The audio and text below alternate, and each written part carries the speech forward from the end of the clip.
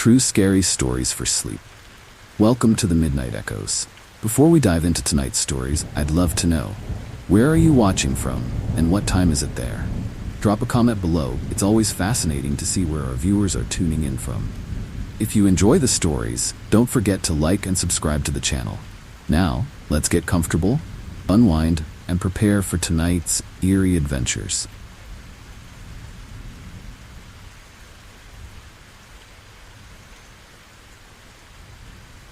You know that feeling when something just isn't right, but you can't quite put your finger on it? That's exactly what happened to me when a mysterious package showed up on my doorstep one chilly afternoon. No return address, no sender. Just a plain brown box with my name on it. Curiosity got the better of me and I tore it open, only to find a stack of photographs. My heart sank as I flipped through them. Pictures of me walking to work, sitting at my favorite cafe, even lounging on my couch at home. But the last one made my blood run cold. It was a picture of me sleeping in my bed, inside my locked apartment. I couldn't shake the eerie feeling that someone had been in my space, violating my privacy in the most chilling way. I checked my doors and windows, convinced that I must have left something unlocked, but everything was secure. How had they gotten in? The thought gnawed at me, keeping me up at night. Days went by, and just as I was beginning to convince myself that it was a one-time thing, another package arrived. This time it was worse. The second package contained more photos, but these weren't just of me. They were of my apartment. Empty. My bed, undisturbed. My living room, silent. The haunting implication was clear. Someone had been inside again. But this time, I wasn't home. The thought that they could come and go as they pleased made my skin crawl. I started to see shadows where there were none, hear noises that weren't there. I was spiraling into paranoia, and I knew it. I tried to go about my life as usual, but the fear was always there, lurking in the back of my mind. I found myself checking the locks multiple times before leaving the house, but it didn't help. The third package arrived a week later, and this one wasn't like the others. It contained only one photo, close-up of my front door, taken from the outside, as if to remind me that they were always watching, always waiting. I decided I couldn't take it anymore. I went to the police, but they were no help. Without a clear threat, there wasn't much they could do. "Keep your doors locked," they said, as if that would stop someone who had already found a way in. I felt completely alone, trapped in my own nightmare. Packages kept coming, each one more sinister than the last. My sense of safety was shattered. One night, I woke up to the sound of a creak, a sound so faint, I almost convinced myself I'd imagined it. But then I heard it again. My heart pounded in my chest as I strained to listen. The sound was coming from my living room. I froze, barely daring to breathe. Could it be them? I reached for my phone, fingers trembling, and dialed 911. The operator's calm voice did little to soothe my nerves as I whispered my address. The police arrived within minutes, but of course, by then, whoever or whatever had been there was long gone. They searched the apartment, found nothing out of place, and left with a warning to be careful. As if I needed the reminder. But the next morning, I found something that made my blood turn to ice. On my kitchen table was a photograph of me, taken the night before. I was lying in bed, staring at the ceiling, phone in hand. They had been there while I was calling for help. I couldn't stay there anymore. I packed a bag and left, moving in with a friend while I tried to figure out what to do next. But even though I was miles away from that apartment, I couldn't shake the feeling that I was being watched. Every shadow seemed sinister, every sound suspicious. Fear followed me, like a dark cloud I couldn't escape. I didn't know where to turn or who to trust. Weeks passed, and the packages stopped, but the damage was done. I no longer felt safe in my own skin. I had become a shell of the person I once was, haunted by the knowledge that someone out there knew everything about me. My routines, my secrets, my vulnerabilities. The stalker had taken more than just my privacy. They had taken my peace of mind. Now, every time I walk down the street or sit in a quiet cafe, I can't help but glance over my shoulder, half expecting to see a camera lens pointed in my direction. The world feels different, darker somehow. It's a chilling reality that I've had to accept. Some things, once broken, can never be fully repaired. And as much as I try to move on, there's always that nagging thought at the back of my mind. What if they're still watching?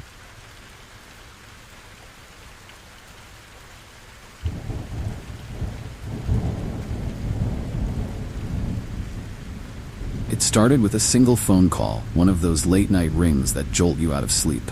Groggily, I answered, only to be met with silence on the other end. Just the faint sound of breathing, steady and unnerving. I hung up, convinced it was a wrong number or a prank. But then it happened again the next night, and the next.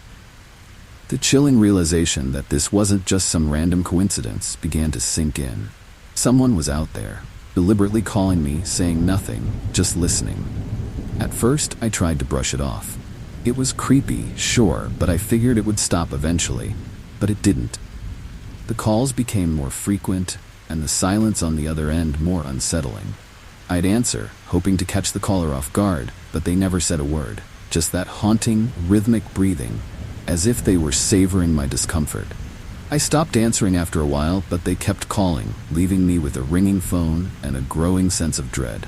Things took a terrifying turn one evening when I got a call while I was out running errands. I ignored it, but moments later, my phone buzzed with a text. Nice red jacket. My heart skipped a beat. I looked down at the jacket I was wearing, my eyes darting around, searching for anyone who might be watching. How did they know? The thought that this silent caller had been following me all this time made my skin crawl. I was no longer just a target of random calls, I was being stalked. I tried blocking the number, changing my phone settings, anything to make it stop. The calls kept coming, now from different numbers. Felt like they were always one step ahead, anticipating my every move. The messages grew more specific, more eerie. I see you, one said as I sat in a coffee shop, pretending to work. Another read, you looked tired today, after a sleepless night spent staring at the ceiling, wondering who was out there watching me. Everywhere I went, I felt eyes on me. I became paranoid, constantly looking over my shoulder, scanning the faces in the crowd. The once familiar streets of my neighborhood now seemed sinister, filled with unseen danger. I started avoiding going out alone, but even in the safety of my apartment, I couldn't shake the feeling that I was being watched. The phone calls continued, relentless, each one a reminder that I couldn't escape this invisible presence. One night, I decided to confront my fear head-on. When the phone rang, I answered with a shaky but determined voice. Who are you? What do you want? The silence on the other end lingered, and then, for the first time, a voice whispered back. I've always been here. My heart pounded in my chest, and I felt a wave of nausea wash over me. This was no random stalker. This was someone who knew me, who had been a part of my life, unnoticed until now. I tried to report it to the police, but without tangible evidence, there wasn't much they could do. It was just a voice on the other end of the line, a number that could easily change. I was trapped, living in fear of the next call, the next message. My life had become a waking nightmare, filled with the eerie anticipation of what might come next. I started to lose sleep, my nerves frayed from the constant tension. Then one evening, as I sat in my apartment, phone rang again. I stared at the screen, my pulse racing. With trembling hands I answered, ready to hear that same haunting silence. But this time there was no sound at all. Just the quiet hum of the line, as if they were waiting for me to speak first. I stayed on the call, listening, trying to catch any clue of where they might be. And then in the background I heard something that made my blood run cold. A faint, unmistakable creak. The sound of my front door opening. Panic surged through me as I bolted from my seat, grabbing whatever I could to defend myself. But when I reached the door, it was still closed, locked, just as I'd left it. My phone fell from my hand as I realized the terrifying truth. They were inside the building, maybe even right outside my door. I called the police, my voice shaking, but by the time they arrived, there was no sign of anyone. Just the lingering sense of dread that wouldn't leave me alone. I eventually moved, desperate to leave behind the fear and paranoia that had consumed my life. But even in a new city, with a new number, I can't escape the feeling they might still be out there, waiting for the right moment to strike again. Every time my phone rings, I freeze, half expecting to hear that familiar, haunting silence on the other end. It's a fear that never truly goes away, A reminder that sometimes the worst monsters are the ones you never see.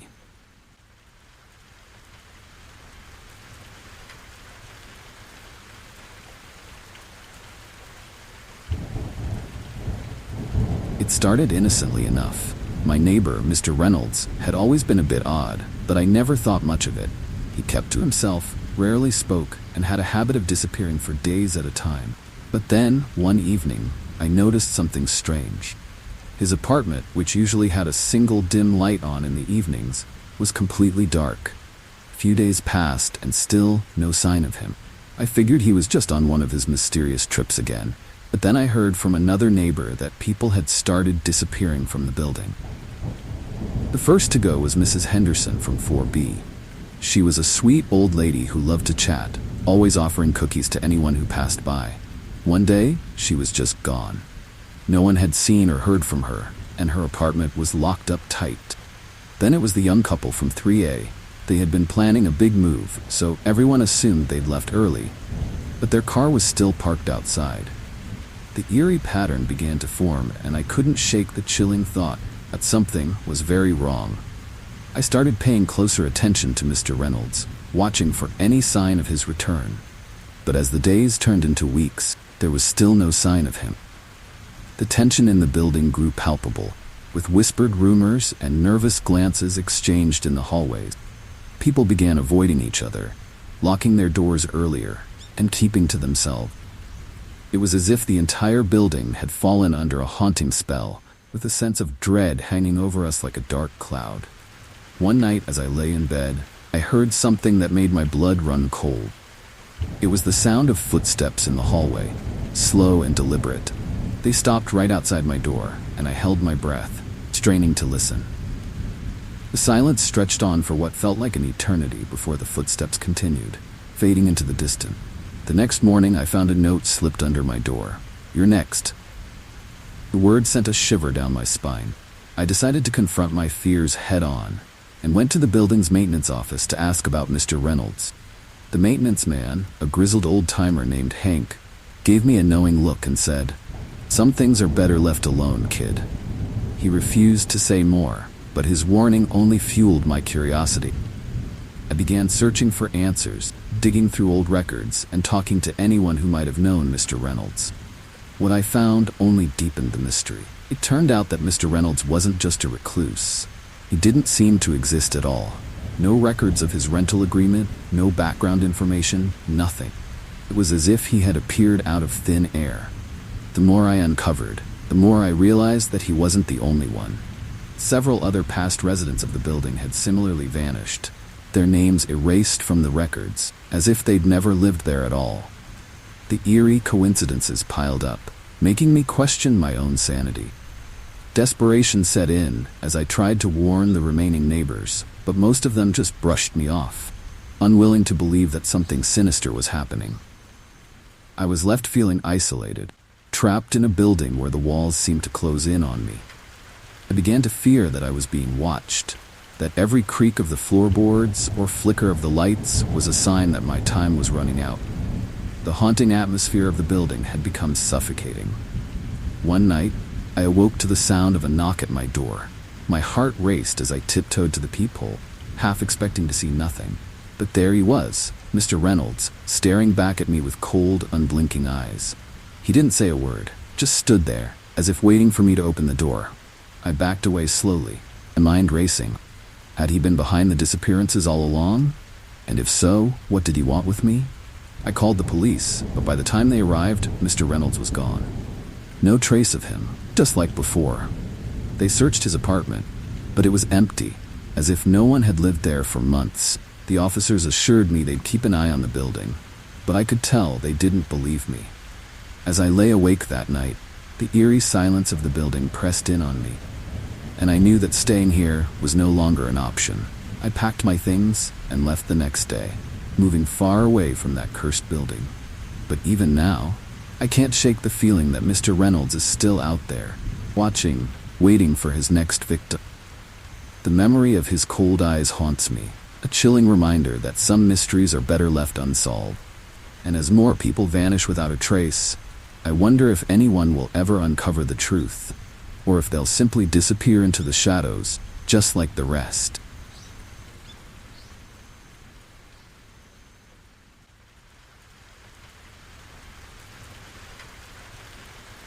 Moving into our new home was supposed to be the start of a fresh chapter, new beginnings, new possibilities.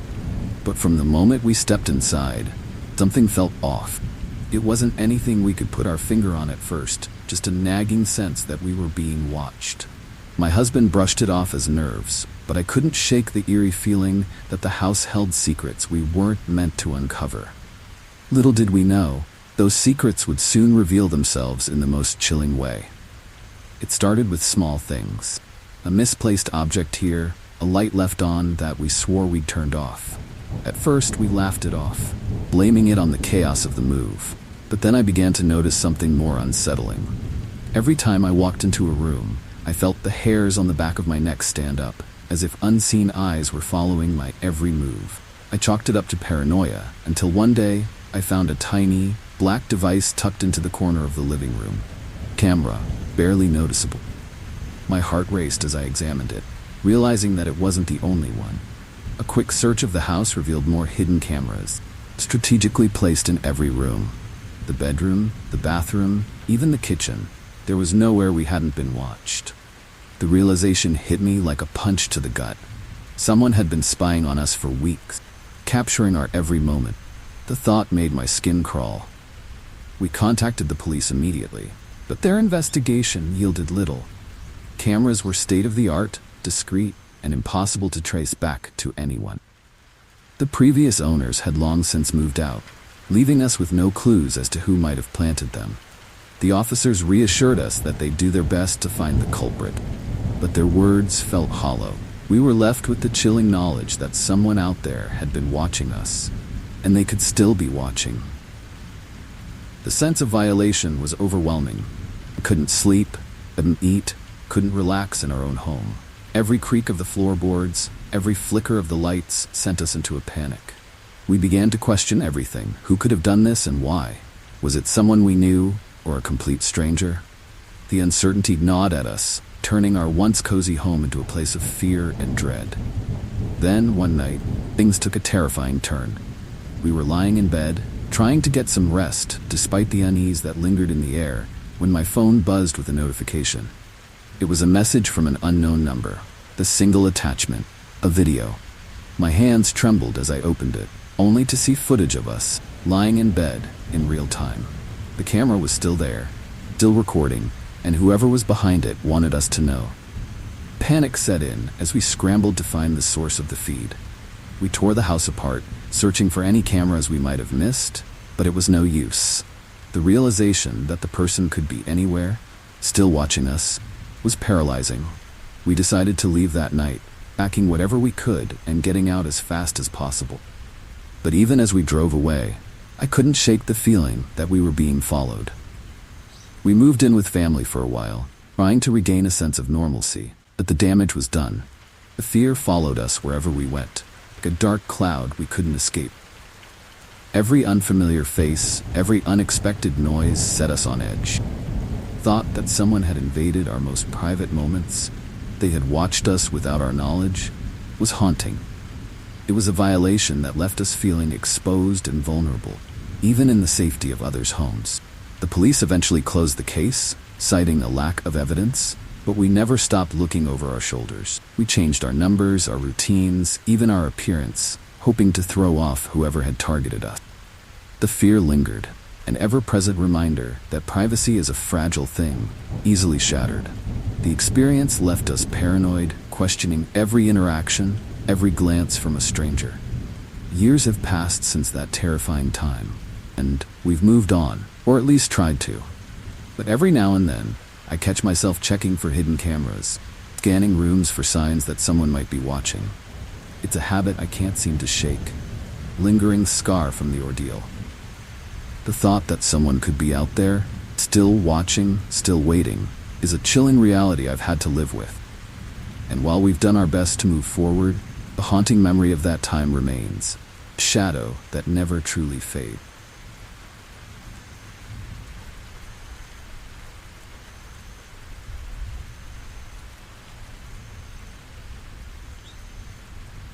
At first, I thought I was just being forgetful. Little things around the apartment seemed out of place. A book left open when I swore I'd closed it. Fridge door slightly ajar when I knew I'd shut it tight. But I brushed it off, chalking it up to the stress of work and the chaos of everyday life. It wasn't until I found my keys in a completely different spot than where I always put them that I started to get that chilling feeling deep in my gut. Something wasn't right, and it wasn't just my memory playing tricks on me. The eerie sense that I wasn't alone in my own home grew stronger with each passing day. I started double-checking everything: doors, windows, locks. But no matter how careful I was, things still seemed to move, to shift. It was subtle at first, almost unnoticeable, but it was there. The nagging thought that someone else might be in my space, unseen, uninvited, was beginning to take over my mind. One night, as I lay in bed trying to fall asleep, I heard a soft creak coming from the living room. My heart skipped a beat. I told myself it was just the building settling. But the sound persisted, growing louder, more deliberate. It wasn't the random creak of old wood. It was footsteps. Slow, measured steps. I held my breath, my heart pounding in my chest, as I listened to the sound of someone moving through my apartment. I didn't dare get up, too terrified to face whatever or whoever was out there. Footsteps eventually faded, and I convinced myself that it must have been my imagination. The next morning, when I found my bathroom window slightly open, I knew it wasn't just in my head. Someone had been inside. The realization sent a wave of fear through me, and I started to question everything I thought I knew about my safety. I called the landlord, asking if anyone else had access to my apartment, but he assured me that no one did. That only made things worse. If no one had a key, then how were they getting in? The thought that someone could be slipping in and out of my home without a trace was haunting. I started sleeping with a chair wedged under the door handle, but it didn't help. Feeling of being watched, of being intruded upon, lingered. Then one day, I found something that confirmed my worst fears. I had come home from work early, feeling uneasy and exhausted, and as I walked into my bedroom, I noticed a piece of paper sticking out from under my pillow. I pulled it out, hands trembling, and read the chilling words scrawled across it. "I've been here all along." My stomach dropped, and a cold sweat broke out on my skin. Whoever this was, they weren't just passing through, they were staying. The police came, but without any clear signs of forced entry or evidence of a crime, there wasn't much they could do. They suggested I install security cameras, but the thought of someone watching me in my own home, even for safety, felt too invasive. I felt trapped, like my own apartment had become a prison, haunted by an invisible presence that refused to leave. The eerie silence of the place, once comforting, now felt oppressive. Like the walls were closing in on me. I tried to go about my life, but every time I came home, I found new signs that someone had been there. A glass left on the counter, a towel slightly damp, faint scent of cologne that wasn't mine. It was as if they were taunting me, letting me know that no matter what I did, they were always one step ahead. The sense of dread became overwhelming, and I started to feel like I was losing my grip on reality. One night, I finally decided I couldn't take it anymore. I packed a bag and left, not knowing where I was going, just needing to get out. As I locked the door behind me, I couldn't shake the feeling that someone was watching me leave, hidden in the shadows, waiting for me to return. The thought sent a shiver down my spine, and I knew that I could never go back. My home was no longer mine, it belonged to the uninvited guest who had taken over my life. I moved far away, hoping to start fresh and leave the fear behind. But even in my new place, haunting memories of what had happened stayed with me. Every creak, every misplaced object sent my mind racing back to those nights of terror. I found myself constantly checking the locks, unable to fully trust that I was truly alone. The experience had left a mark on me, one that I wasn't sure would ever fade. Now, whenever I hear a strange noise or find something out of place, I can't help but wonder if it's happening again. If the uninvited guest has followed me, lurking in the shadows, waiting for the right moment to make their presence known. It's a chilling thought, one that haunts me to this day.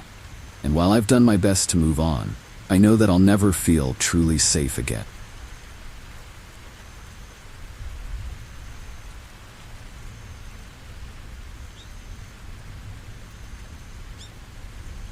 I had always loved the solitude of hiking alone, peace and quiet that came with being surrounded by nature. That's why, when I set out on that brisk morning, I didn't think twice about venturing into the dense forest by myself.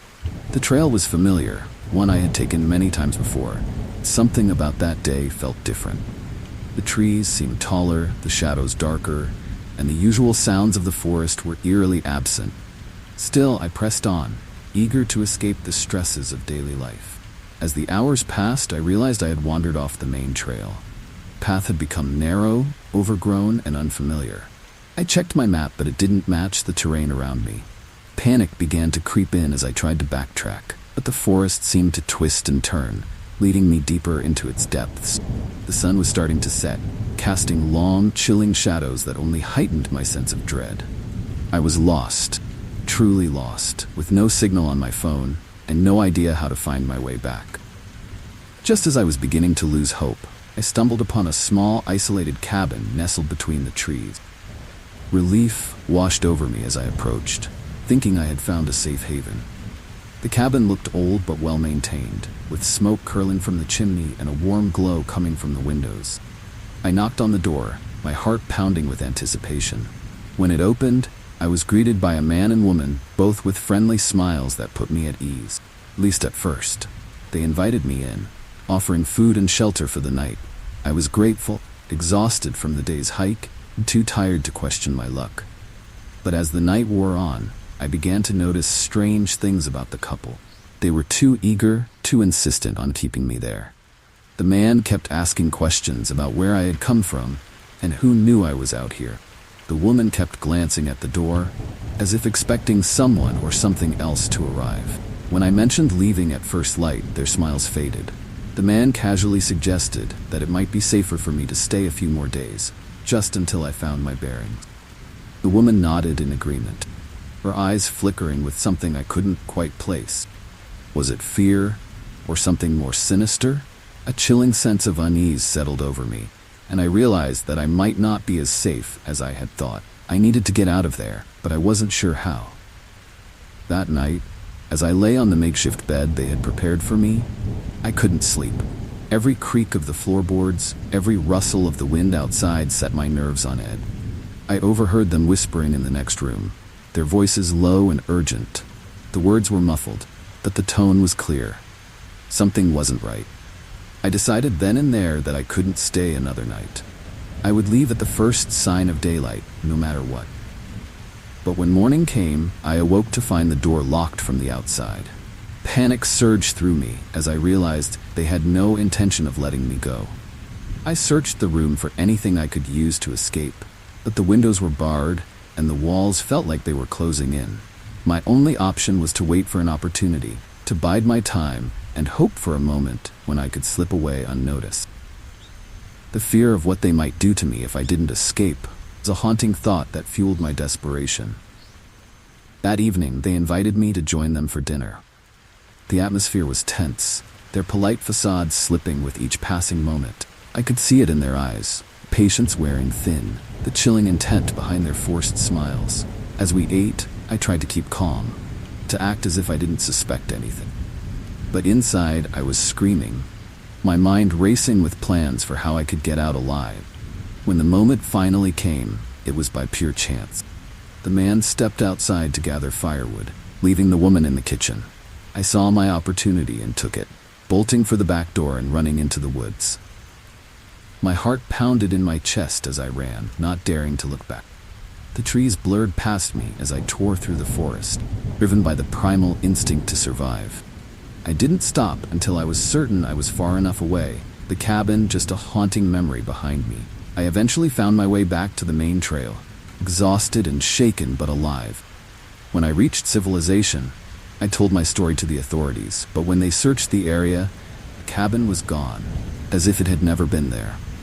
Forest had swallowed it whole, leaving no trace of the couple or their sinister plans. The experience left me scarred, both mentally and emotionally, and I've never set foot in those woods again. To this day, the memory of that night haunts me. I still wonder who they were, what they wanted, and how many others might have stumbled upon that same cabin, never to be seen again.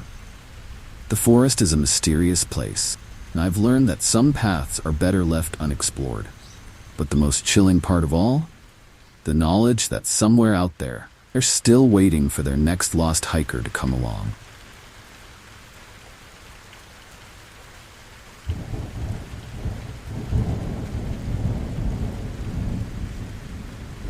It started as a whisper in the night, so faint that I thought I was imagining it. Just the softest sound of footsteps echoing through the hallway.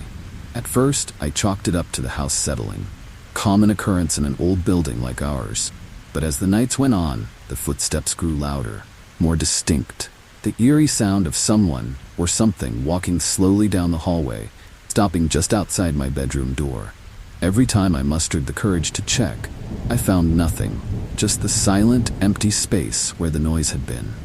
The unsettling part wasn't just the sound itself, but the fact that it only happened at night when the rest of the house was still. I began to dread going to bed, knowing that once the lights were out and the house was quiet, footsteps would start again. My partner tried to reassure me, suggesting it was just our minds playing tricks on us. But I couldn't shake the chilling feeling that we were not alone. One particularly quiet night, the footsteps were louder than ever, almost as if they were right outside the door. I lay there, paralyzed with fear, listening as the sound moved closer, floorboards creaking under the weight of an unseen presence. The footsteps stopped right outside our bedroom, and I held my breath, waiting for whatever was out there to make itself known. But there was only silence. That haunting silence that filled the room, pressing down on me like a weight. The next morning, I decided to investigate. I checked every inch of the house, looking for any signs of an intruder. There was nothing out of place. The doors were locked, the windows secure. No footprints, no evidence of anyone or anything having been there. Yet the feeling of being watched, of someone standing just out of sight, lingered. It was as if the house itself was alive, harboring secrets it refused to share. The nights continued in the same eerie pattern, footsteps becoming a regular part of our lives. We tried everything to explain it.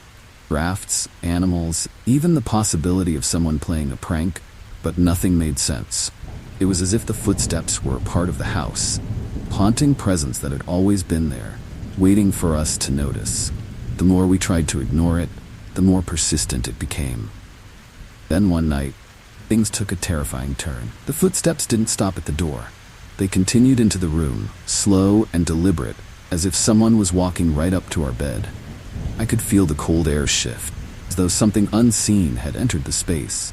My heart raced as I lay there, too scared to move, too terrified to breathe. The footsteps circled the bed, the sound of them so close I could almost feel the vibration through the floor. And then, just as suddenly as they had started, they stopped. I lay there in the darkness, my mind racing with fear. I knew something had been in the room with us, something that wasn't of this world. Air felt thick, oppressive, and I could sense a presence lingering just beyond the edge of perception. It was as if the very walls of the house were watching us, waiting for something. That night, I hardly slept, haunted by the sound of those mysterious footsteps that seemed to come from nowhere. In the days that followed, we noticed other strange occurrences. Objects would move on their own, doors would open and close without explanation, and cold spots would appear in random parts of the house. The footsteps were no longer confined to the hallway. They echoed throughout the entire house, day and night.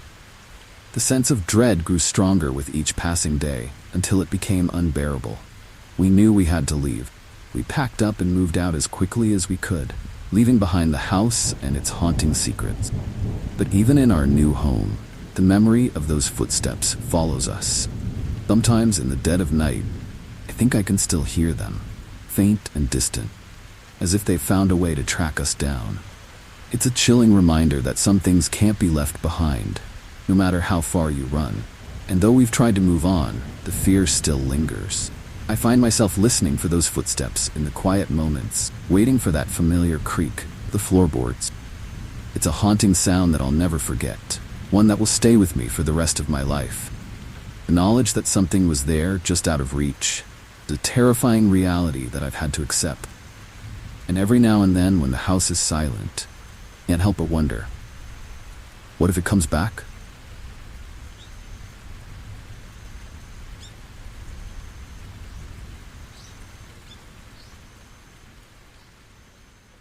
The quiet suburban neighborhood was the picture of serenity, where children played in the streets and neighbors greeted each other with warm smiles. That is, until one fateful day, a child went missing. Little Emma, a 6-year-old with bright blue eyes and a curious nature, disappeared without a trace. The news spread like wildfire, and the once peaceful streets turned into a hive of anxiety and fear. I remember the day Emma went missing vividly. It was a crisp autumn afternoon, the kind where the leaves crunch underfoot and the air is filled with the scent of freshly baked cookies from nearby homes. Emma had been playing in her front yard, her laughter echoing down the street. Her parents, who had been inside preparing for a family gathering, were shocked to find her gone when they went to check on her. Panic set in, and soon the whole neighborhood was searching, calling her name, combing through every nook and cranny of the area. Days turned into weeks, and the search continued, but there was no sign of Emma. The case became a grim reminder of how quickly life could change. Posters with her face covered every lamppost, every storefront, but despite the intense search efforts, no clues emerged. The community's concern grew with each passing day, and whispers of fear and suspicion started to circulate. One evening, while I was out for a walk, I noticed something strange about one of the houses on the outskirts of the neighborhood. It was a large, old home that had always seemed a bit out of place with its overgrown garden and dusty windows. I'd never paid much attention to it before, but now it stood out against the backdrop of the ongoing search for Emma. The house had a foreboding presence, as if it were hiding something.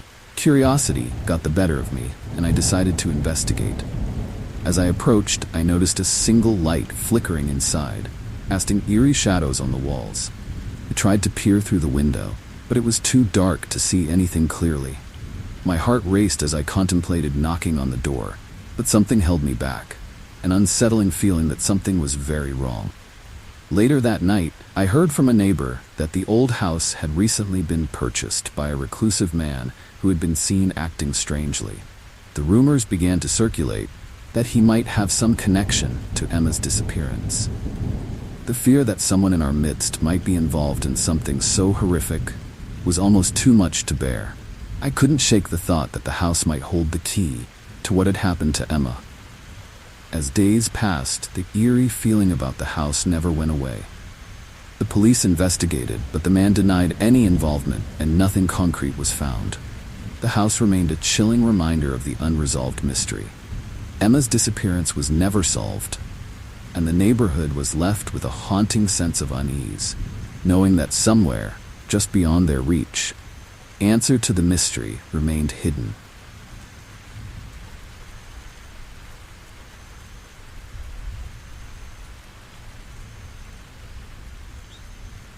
It started on an otherwise ordinary Monday, when I found a folded note slipped under my door.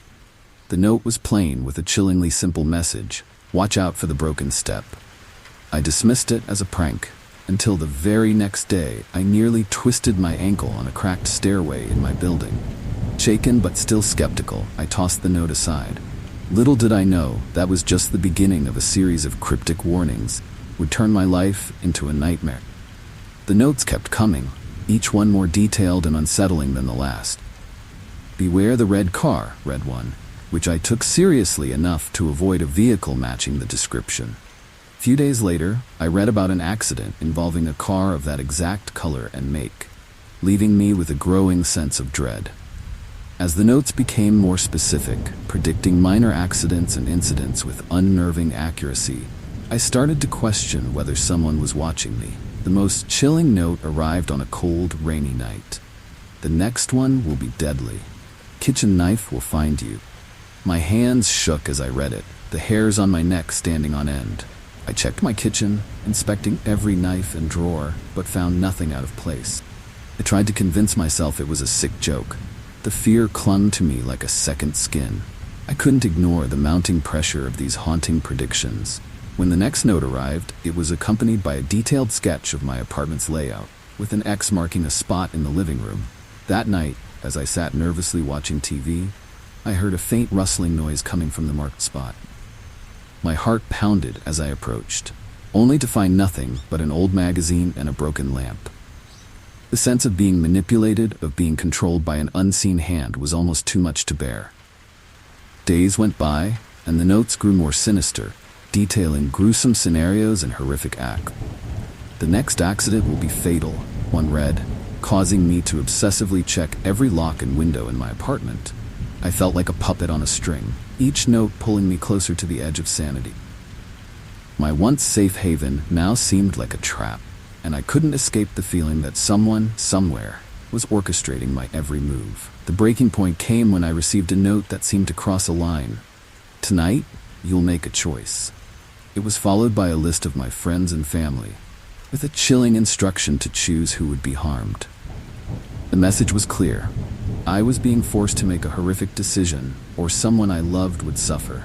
The sheer terror of this ultimatum left me paralyzed, unable to think or act rationally. In a desperate attempt to take control, I went to the police, hoping they could help unravel the mystery. They were initially sympathetic, but as the investigation dragged on without leads, their support began to wane. They suggested I was overreacting. The notes were likely a prank by someone who knew me. But I knew it was more than that. The accuracy of the predictions and the escalating threats were too precise to be mere coincidence. I decided to confront the situation head-on, hoping to catch the person behind the notes. I set up a camera in my apartment, determined to catch them in the act. But the night the camera was supposed to capture the truth went dark. Power was cut, plunging me into a suffocating darkness. I could hear the rustling of paper, the faint whisper of someone moving through my apartment, but I saw nothing. The feeling of being hunted was overwhelming. Weeks passed, and the notes stopped arriving. The psychological torment continued. Constant fear had taken its toll on my sanity.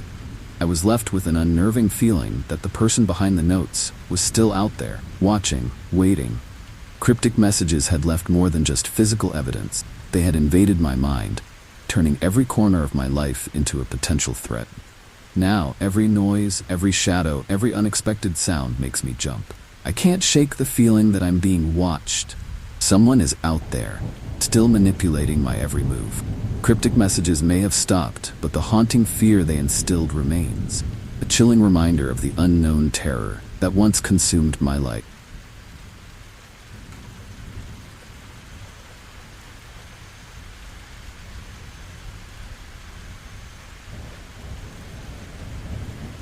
The apartment was a steal, cheap rent in a historic building with charm to spare.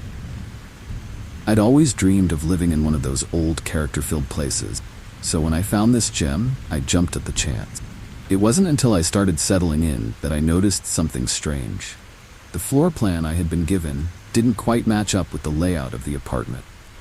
There was an extra room, a small, almost hidden space behind a bookshelf in the living room that wasn't listed on the original plan. Curiosity got the best of me, and I pried open the hidden door. What I found was disturbing. The room was bare except for a dusty old chair and a table covered in yellowed newspapers. But what really sent a chill down my spine were the walls. They were covered in newspaper clipping, all focused on me. Articles, photographs, everything from my first day at work to my recent vacation. It was clear that the previous tenant had been obsessively tracking my every move. The discovery left me feeling exposed and deeply unsettled. I tried to rationalize it. Maybe it was a weird hobby or an elaborate prank. But the more I thought about it, the more I realized how deeply disturbing it was. The clippings were dated, showing a timeline of my life, including private moments and personal details that made my skin crawl. Who could have done this, and why? Questions loomed over me like a dark cloud. I started digging into the building's history, hoping to find some explanation for the strange room and its content. Didn't take long to uncover the unsettling truth. The previous tenant had been a man named Samuel Grayson, known for his reclusive behavior and erratic mental state. Reports from former neighbors painted a picture of someone who had become increasingly obsessed with the world outside his apartment, including the people living in it. The more I learned, the more I felt like I was being drawn into a twisted game. Samuel's obsession with me had turned into a full-blown fixation. I began to notice little things, strange noises in the apartment, objects moving on their own. Felt as if Samuel's presence was still lingering, a haunting reminder of his disturbed mind. I tried to ignore it, but the sense of being watched, of being part of something deeply unsettling, was inescapable. One night, I heard a sound that made my blood run cold. It was the unmistakable creak of the hidden door opening. My heart raced as I slowly turned around, the dark, empty room now a sinister backdrop. I was convinced that I was not alone, that Samuel's obsession had somehow transcended his departure. Every shadow, every whisper of wind seemed to carry a message from the past, reminding me of the dark history that still lurked within those walls.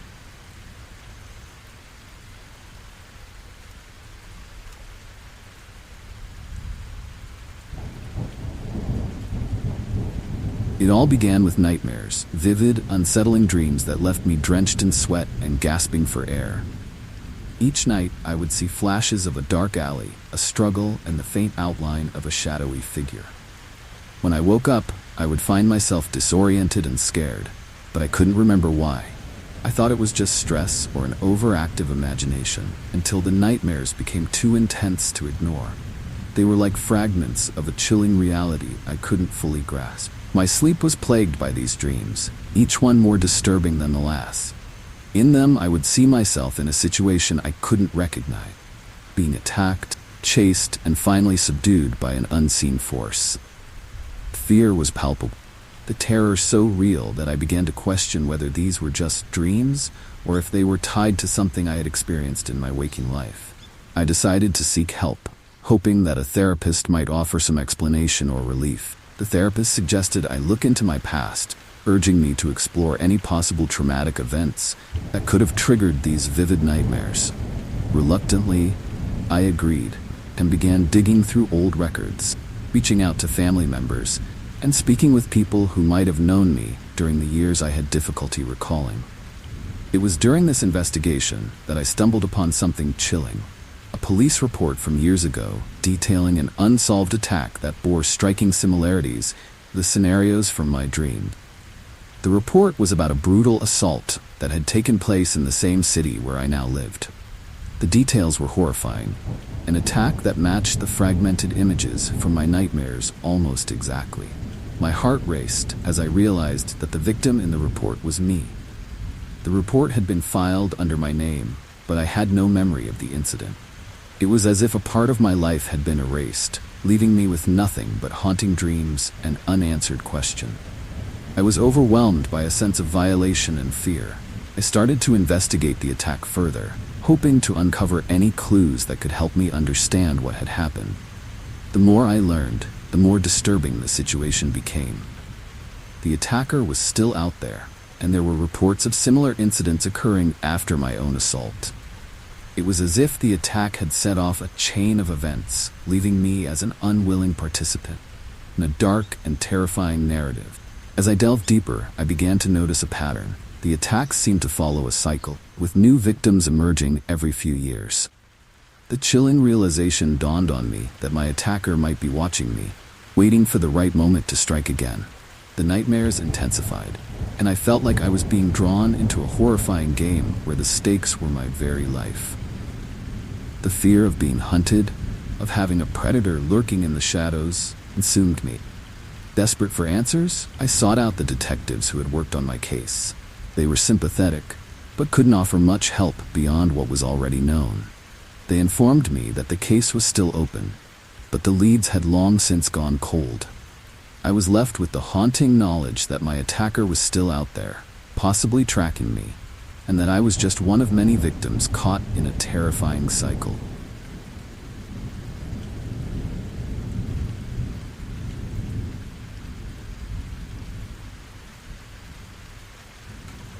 It was supposed to be a straightforward drive home, just a quick trip after a late night at the office.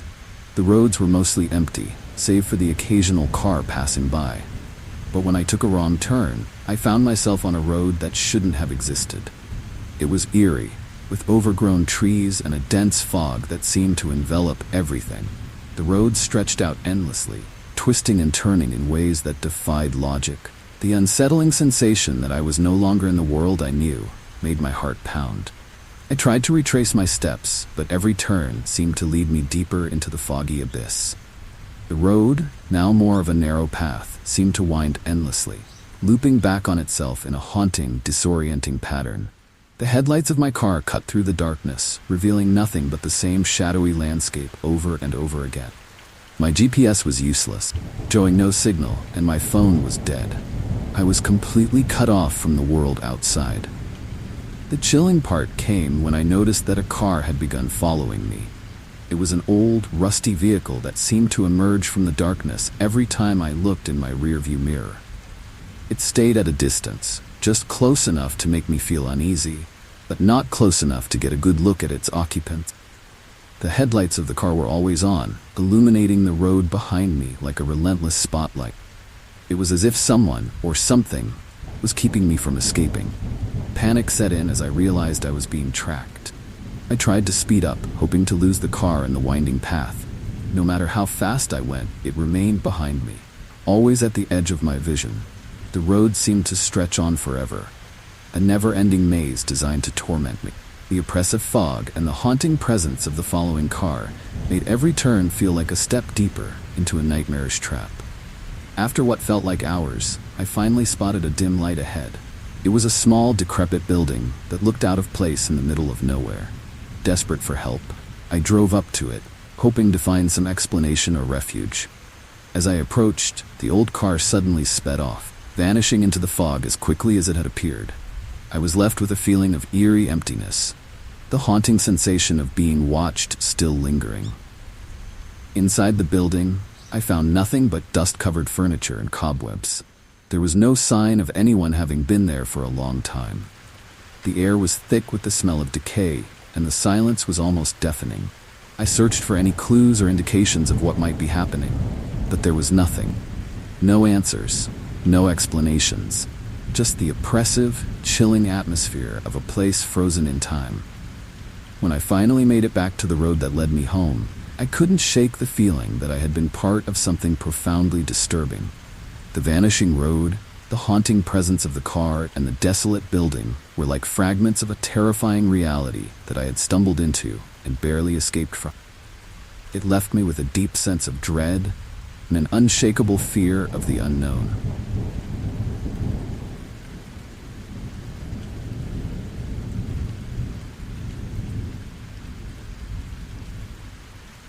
It all began with a roll of film. I had been experimenting with an old camera I'd found at a flea market, eager to capture some vintage-style photos. The camera was a charming relic, with its creaky dials and glass lens. I took it out on a sunny afternoon, photographing friends, family, and even the bustling streets of our town. The anticipation of seeing the results was palpable. I couldn't wait to develop the film. When I finally got the photos back from the lab, I was struck by a chilling sight. The faces of everyone I had photographed were missing. Just blank, white spaces where their features should have been. At first, I thought it was a printing error, but as I examined the images more closely, I realized that the absence of faces was too perfect, too deliberate. The people in the photos were simply gone, their expressions erased in a hauntingly precise manner. I tried to dismiss it as a fluke, a weird glitch in the developing process. But the more I thought about it, the more unsettling it became. I began to notice that everyone I had photographed was no longer around. Friends who had posed for me were suddenly unreachable. Family members were out of contact, and even casual acquaintances seemed to have vanished without a trace. The pattern was too eerie to ignore, and the feeling of being caught in something sinister began to settle in. I decided to investigate further, hoping to find some explanation for the disappearing faces. I revisited the places where I had taken the photos, speaking to anyone who might have seen or heard anything unusual. To my growing horror, it seemed that people had simply disappeared from their daily lives, leaving behind only puzzled friends and family.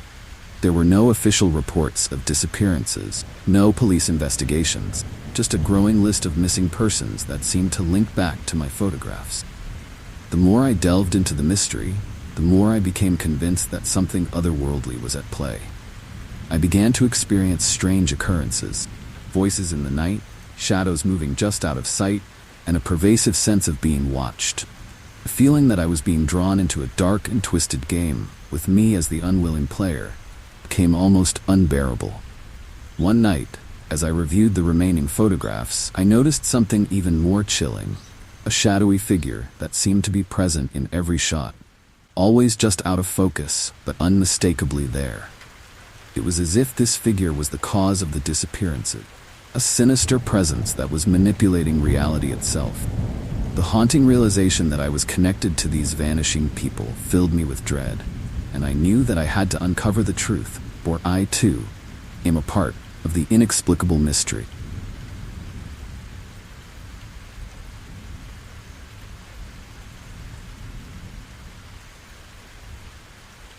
I had never been one for antiques, but when I inherited a creepy old doll from a distant relative, I was oddly intrigued.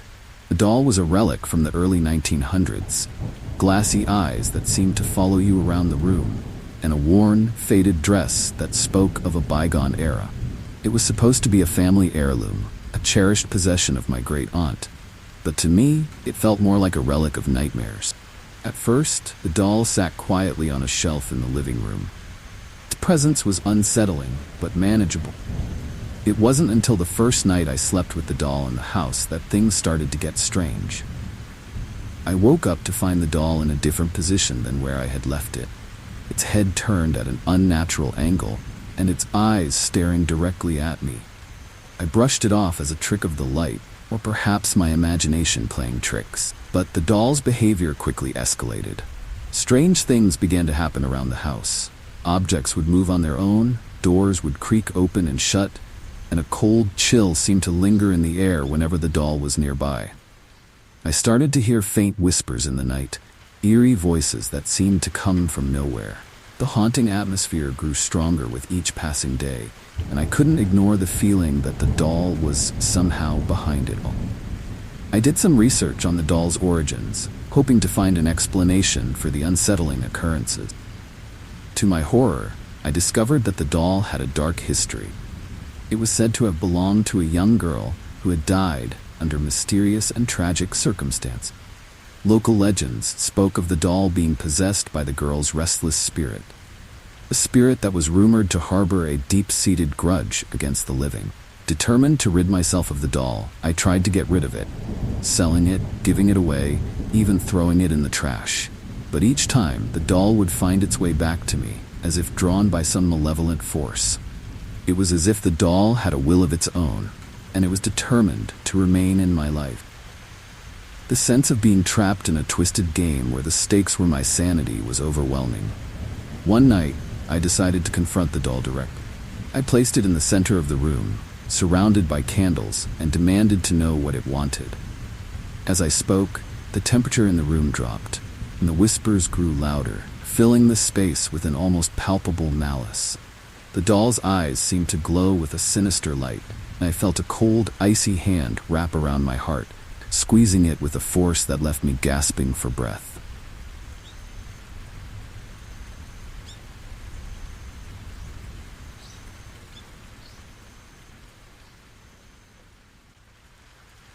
It all started with a simple text message.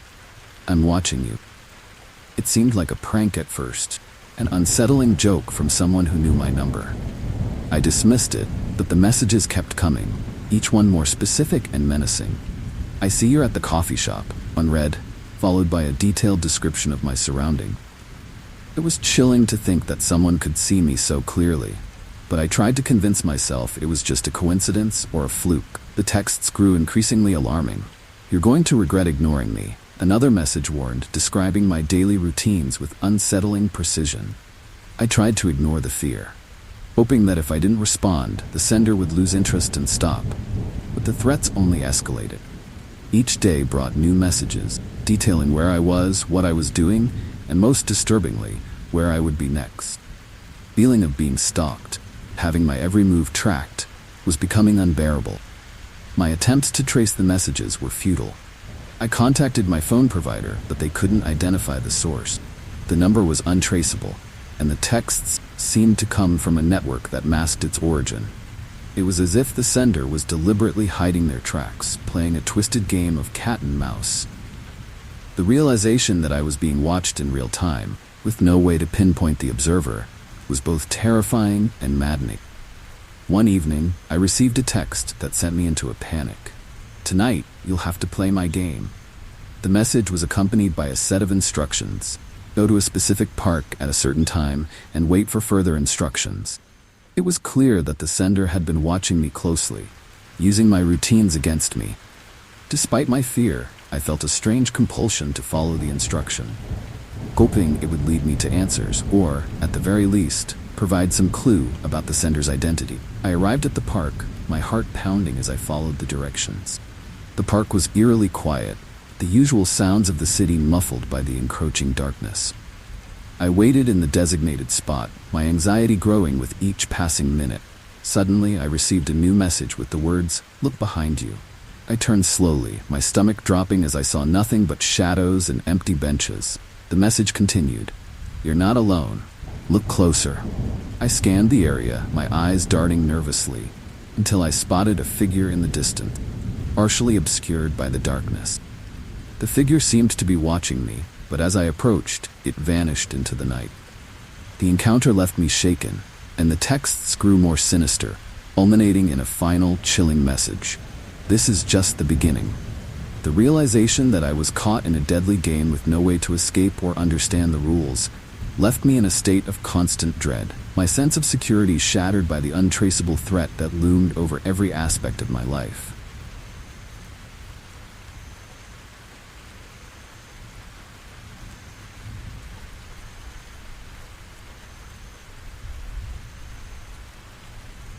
When Julia and Mark moved into their new home, they were thrilled with the charm and character of the old house. Nestled in a quiet neighborhood, it seemed like the perfect place to start their life together. However, their excitement quickly soured when they discovered a hidden room in the attic. It was concealed behind a false wall, cramped, dusty space that had been long forgotten. As they explored it, they unearthed a collection of unsettling items, photographs of themselves from various angles, notes detailing their daily routines, and even a hidden camera mounted in the corner. The realization hit them like a punch to the gut. The previous occupant had been secretly watching them, and it appeared they might still be nearby. At first, Julia and Mark tried to rationalize the situation. Perhaps the previous owner had been a bit eccentric, or maybe it was all an elaborate prank, but the evidence was too disturbing to ignore. The photographs, some of which showed them in private moments, were arranged meticulously, creating a chilling timeline of their lives. Each note seemed to document their every move, from their shopping trips to their quiet evenings at home. The haunting feeling of being observed grew stronger as they realized the watcher had a disturbing level of detail about their lives. The couple decided to dig deeper into the house's history, hoping to uncover some explanation for the bizarre discovery. Their search led them to the previous owner, a reclusive man who had lived alone for decades before passing away under mysterious circumstances. Interviews with former neighbors painted a disturbing picture of the man, a loner with a reputation for being overly inquisitive about the lives of those around him. The more they learned, the more they began to fear that the watcher's presence might not be confined to the past. Unease settled over Julia and Mark as they tried to go about their daily lives. Strange occurrences began to plague them. Creaks in the attic, shadows moving at the edge of their vision, and the unsettling feeling of being watched. Every little noise seemed amplified, every flicker of movement in the corner of their eyes a reminder of the hidden room and its dark secrets. It was as if the watcher had never truly left, and the house itself had become a vessel for the lingering presence of someone who refused to be forgotten. One night, Julia woke to the sound of footsteps in the attic. Terrified, she nudged Mark awake, and they cautiously made their way upstairs. The attic door was ajar, and the room was eerily silent. They checked the space thoroughly, finding nothing out of place. But the feeling of dread remained, a chilling reminder that they were not alone in the house. The photographs and notes had been removed, but the sense of being watched continued to haunt them. The unsettling realization that the watcher could still be hiding nearby, observing from the shadows, was enough to make their skin crawl. Desperate for answers and a sense of security, Julia and Mark decided to move out of the house, leaving behind the eerie remnants of their previous life. The haunting presence they had felt seemed to linger even as they packed up their belongings. As they closed the door for the last time, the silence of the house was a stark reminder of the unsettling reality they had escaped. Yet, the sense of being watched, of having their lives scrutinized by an unseen observer, remained with them, a chilling echo of the past that they could never fully escape.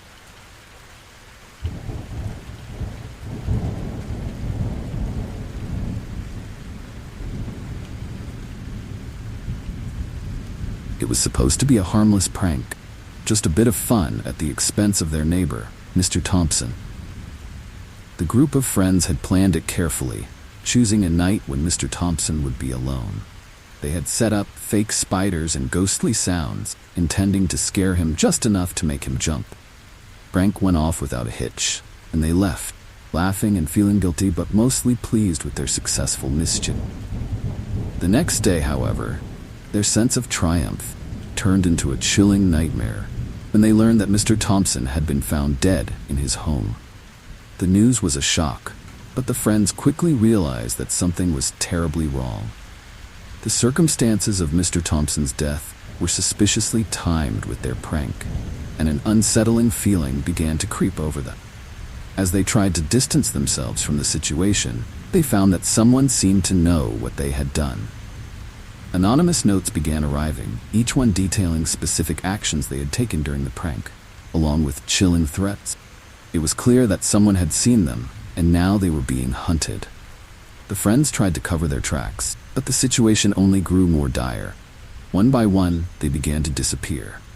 At first, it was small things, missed calls, strange messages, but soon, they were vanishing without a trace. The chilling realization that they were being watched and targeted by someone who knew their every move made them increasingly paranoid. They felt trapped in a twisted game where the stakes were their lives, and the sense of being pursued grew more intense with each passing day. Desperation set in as the remaining friends tried to uncover the identity of their tormentor. They discovered that Mr. Thompson had been involved in some unsavory dealings, and the people he had crossed were still out there, seeking revenge. The connection between the prank and the deadly consequences became clear. What had started as a harmless joke had triggered a chain of events leading to their downfall. The haunting reality of their situation was inescapable. They were now the hunted, with no way to escape the repercussions of their action. As the final members of the group were picked off one by one, true horror of their predicament became evident. Realization that their actions had led to a deadly game of retribution was almost too much to bear. The chilling fear of being pursued, of knowing that someone was always watching, drove them to the brink of madness. The deadly prank had transformed into a nightmare from which there was no escape, leaving behind a trail of terror and tragedy.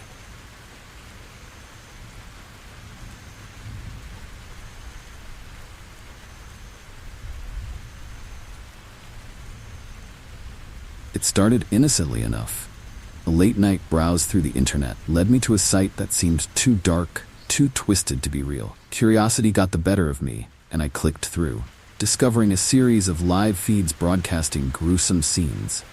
Content was shocking, showing acts of violence and brutality in real time.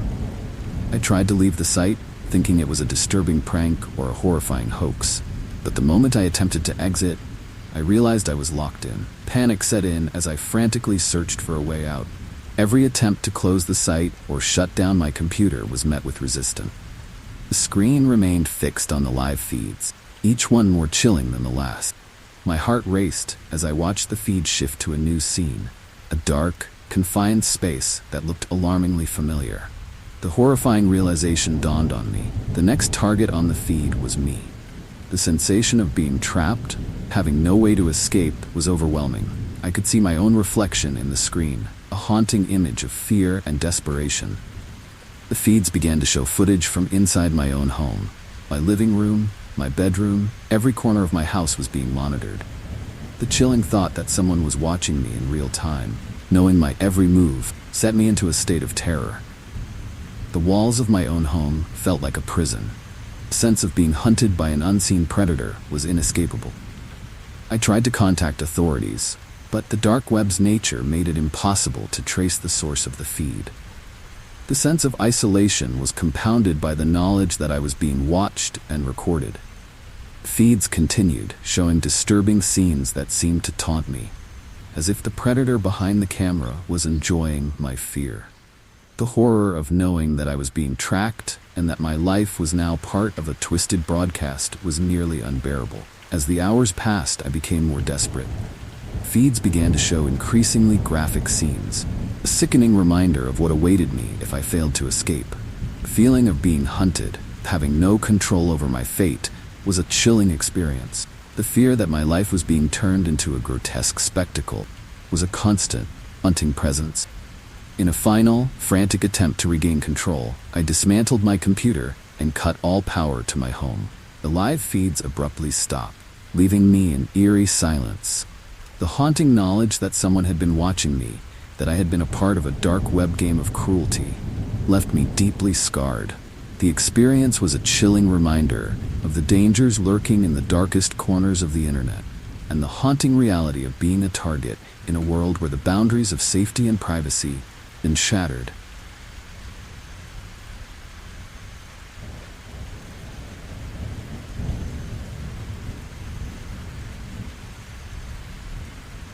It was a sunny afternoon when Lisa first noticed the disturbance in her backyard. While gardening, she had stumbled upon a patch of earth. It seemed unusually disturbed, the soil darker and more compacted than the surrounding ground. Curiosity got the better of her, and she decided to investigate further. As she dug, she unearthed an old, weathered wooden box. Inside, to her horror, was an unmarked grave. The grave held only skeletal remains and a few personal items that had long since decayed. Lisa's initial shock gave way to a creeping sense of dread. She had heard rumors of strange happenings in the neighborhood, but had dismissed them as local myths. Now, faced with this unsettling discovery, she felt a deep unease. She tried to contact local authorities, but the initial investigation yielded little information. The remains were too old to be connected to recent disappearances, and the grave itself had no identifying markers. The mystery only deepened, and the sense that something was terribly wrong grew stronger. That night, Lisa's home was filled with an oppressive, haunting atmosphere. She couldn't shake the feeling of being watched, and strange noises began to disturb her sleep. Whispers in the dark, footsteps echoing through the house. She found it difficult to ignore the growing fear that the disturbance her backyard had unleashed something malevolent. Desperate for answers, Lisa delved into the history of the property, hoping to uncover any clues about the previous owners or the origins of the grave. Her research revealed a series of disturbing events. The house had been built on land with a troubled history, including reports of unexplained disappearances and mysterious occurrences dating back decades. The more she learned, the more she realized that the grave was not an isolated incident, but part of a larger pattern of dark events connected to the property. The grave's disturbing presence seemed to be a key to understanding the malevolent force that had been awakened. As Lisa continued her investigation, she began to experience more intense and frightening phenomena. Shadows seemed to move on their own, objects shifted positions, and an icy chill settled over the house. The feeling of being hunted by an unseen presence was almost overwhelming.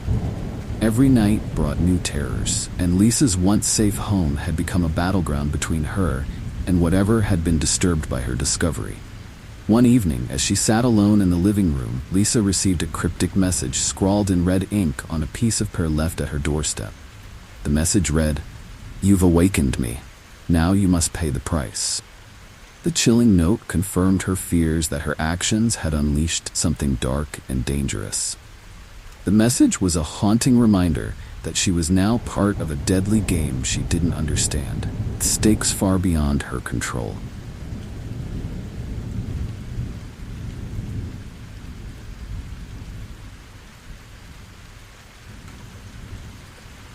Emily had always found her bathroom mirror a bit unsettling, with its ornate frame and the way it seemed to cast shadows at odd angles. But when she started seeing a stranger's face in the mirror at night, the feeling of unease turned into sheer terror. It began subtly, fleeting glimpse of a face she didn't recognize, disappearing before she could fully comprehend what she had seen. She chalked it up to fatigue or imagination, but as the occurrences became more frequent, the experience grew increasingly disturbing. One night, Emily stood in front of the mirror, brushing her teeth, when she clearly saw a stranger's face staring back at her. The figure was a man with hollow eyes and a cold, menacing expression. He seemed to be watching her with an intensity that sent chills down her spine. Emily spun around, but the bathroom was empty. The man was nowhere to be found, yet his image remained burned into her memory. The haunting feeling of his gaze lingered long after she had turned off the lights and crawled into bed. Determined to find out what was happening, Emily began to research the history of her apartment. She discovered that the building had once housed a tenant who had vanished under mysterious circumstances. Previous occupant had been a reclusive artist who had lived alone, and his disappearance was never solved. As Emily dug deeper, she found that the artist's case was marked by strange details, unexplained sightings, and eerie coincidences that mirrored her own experiences. The more she uncovered, the more she became convinced that the stranger in the mirror was somehow connected to the artist's disappearance. Her apartment, once a sanctuary, had turned into a haunting tableau of unsettling occurrences. Emily began to notice other peculiarities: cold draft that seemed to follow her, strange noises that came from nowhere, and the constant feeling that she was not alone. Desperate to confront whatever was haunting her, Emily decided to investigate the mirror's origins. She had the mirror appraised and discovered that it was an antique with a history of being passed through various owners, each with their own tales of inexplicable phenomena. The mirror seemed to be a conduit for the restless spirit of the vanished artist, and Emily felt a growing dread that she was now part of this macabre legacy. One night, while examining the mirror closely, Emily noticed a change. The stranger's face appeared again, but this time it seemed to be reaching out, its expression twisted into a look of anguish. As she watched in horror, the face began to distort, and the reflection became more vivid and threatening. The realization dawned on her that the spirit was trying to communicate, or perhaps trying to escape. The tension mounted as she realized that the boundary between her world and the other side was becoming dangerously thin. Emily's nights were now filled with relentless terror, each encounter with the stranger in the mirror more intense than the last. The once innocuous bathroom had become the epicenter of a haunting that defied explanation. Her quest for answers had only deepened the mystery, leaving her trapped in a nightmare where the line between reality and the supernatural was increasingly blurred.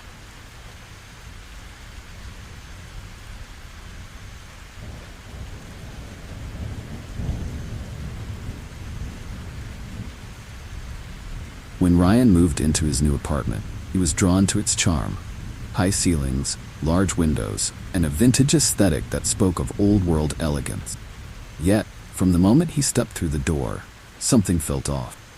The previous tenant had left in a hurry, leaving behind strange symbols carved into the walls.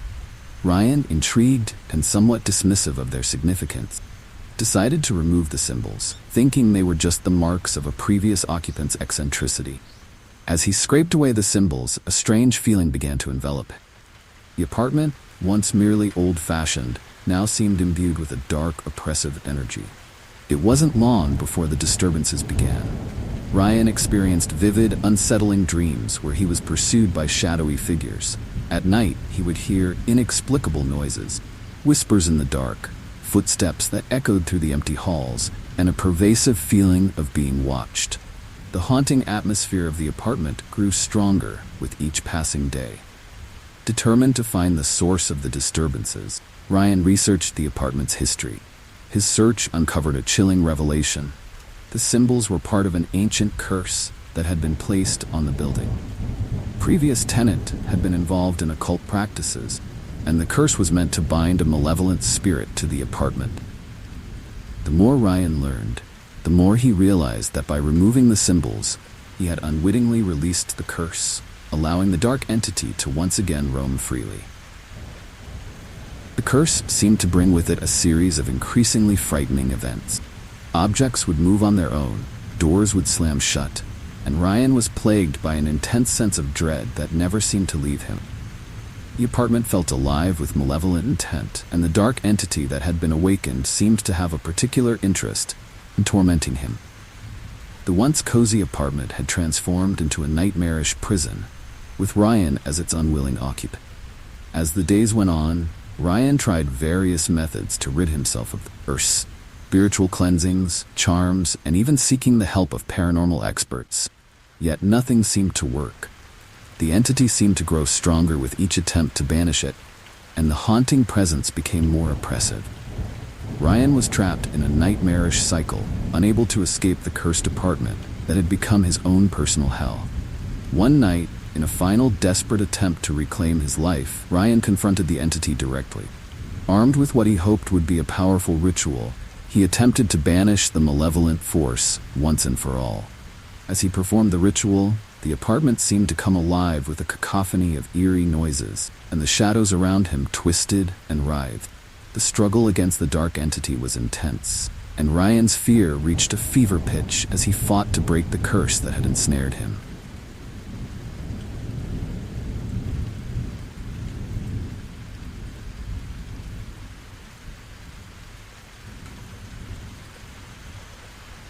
When Sarah's beloved dog, Max, disappeared, she was devastated.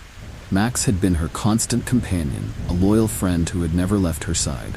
The disappearance was sudden and unexplained. One minute he was playing in the yard, and the next was gone.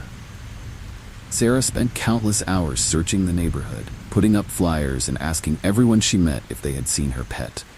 The anguish of not knowing where Max was or if he was safe weighed heavily on her.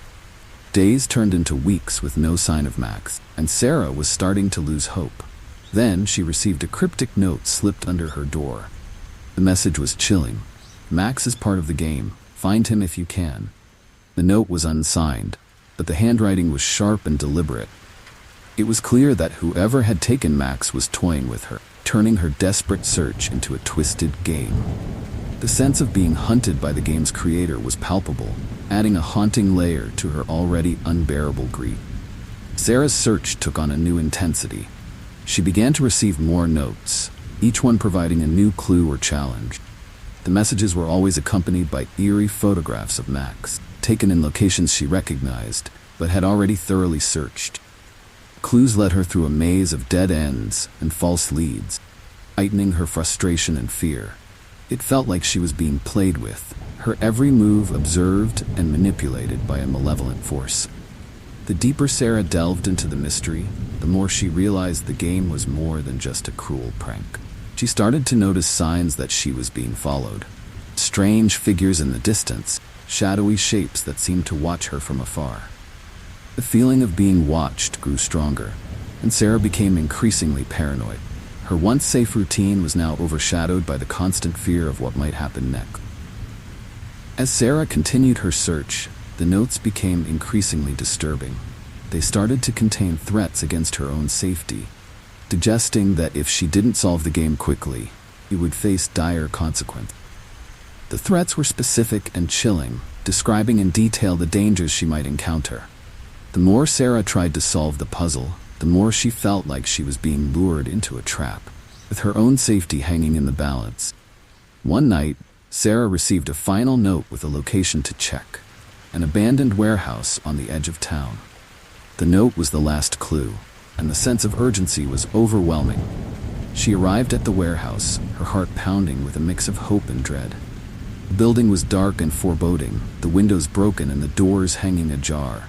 As she ventured inside, the eerie silence was broken only by the sound of her own footsteps. The warehouse was filled with remnants of the game: photos, notes, and finally a cage containing Max. The sight of him was bittersweet.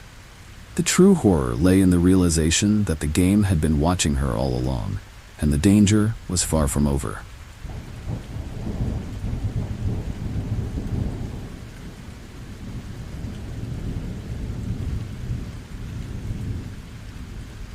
When Maria inherited her great-uncle's old Victorian house, she was both thrilled and apprehensive.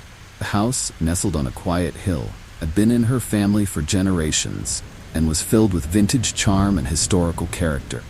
However, Maria quickly discovered that the home harbored more than just memories. It was haunted by a vengeful spirit. The haunting began subtly. Maria would hear faint whispers in the dead of night, strange cold spots in various rooms, and doors creaking open by themselves.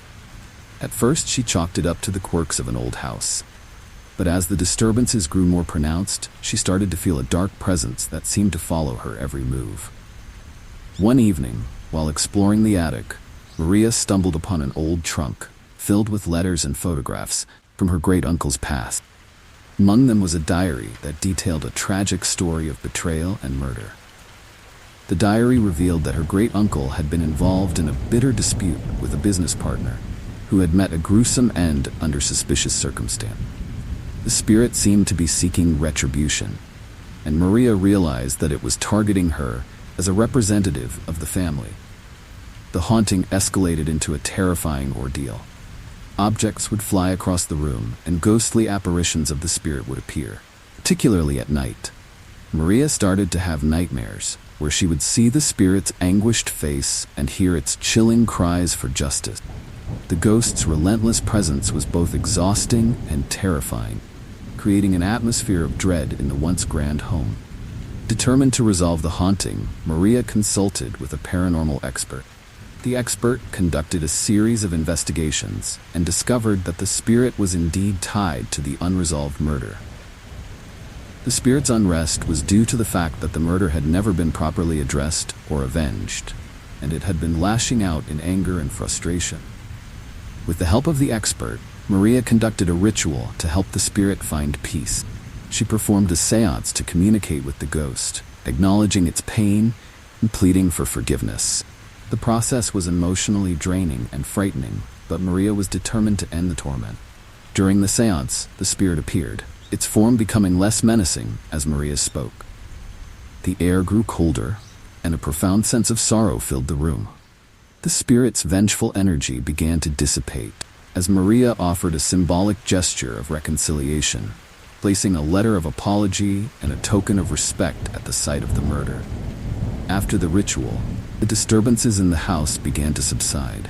The once terrifying presence seemed to have found a measure of peace, and Maria felt a weight lift off her shoulders. The Victorian house, once a place of fear and anguish, began to feel like a home again. Maria's experience had been a haunting reminder of the unresolved past and the importance of confronting old wounds with courage and compassion.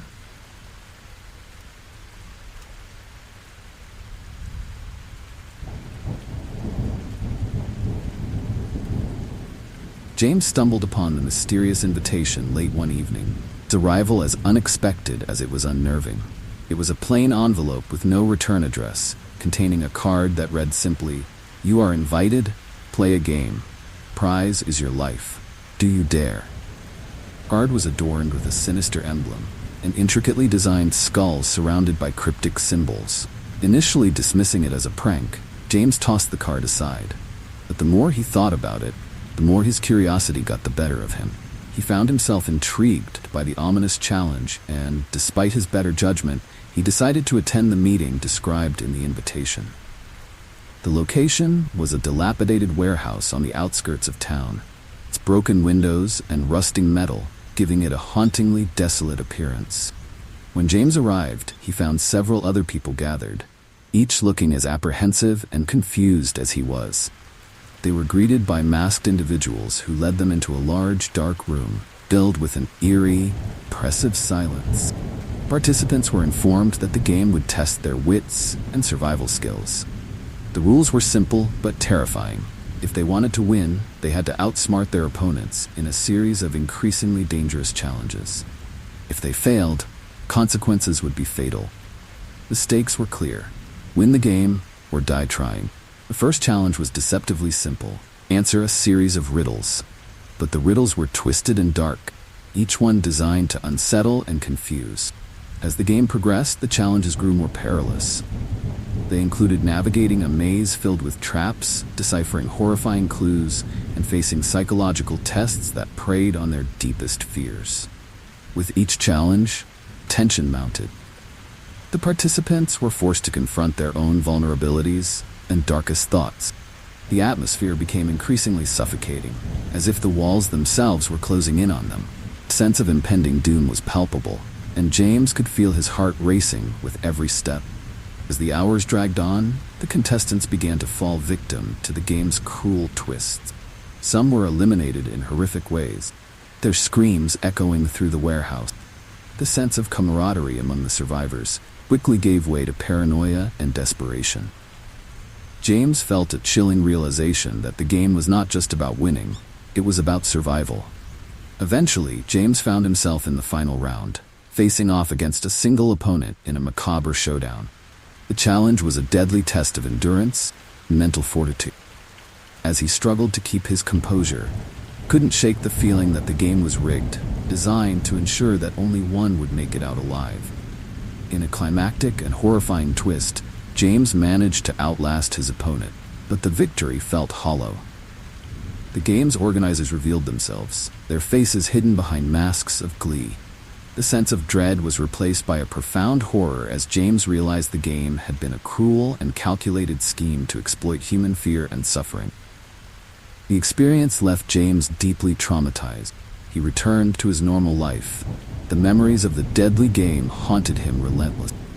The chilling invitation and the night of terror were etched into his mind, a stark reminder of the darkness that lurks beneath the surface of human nature.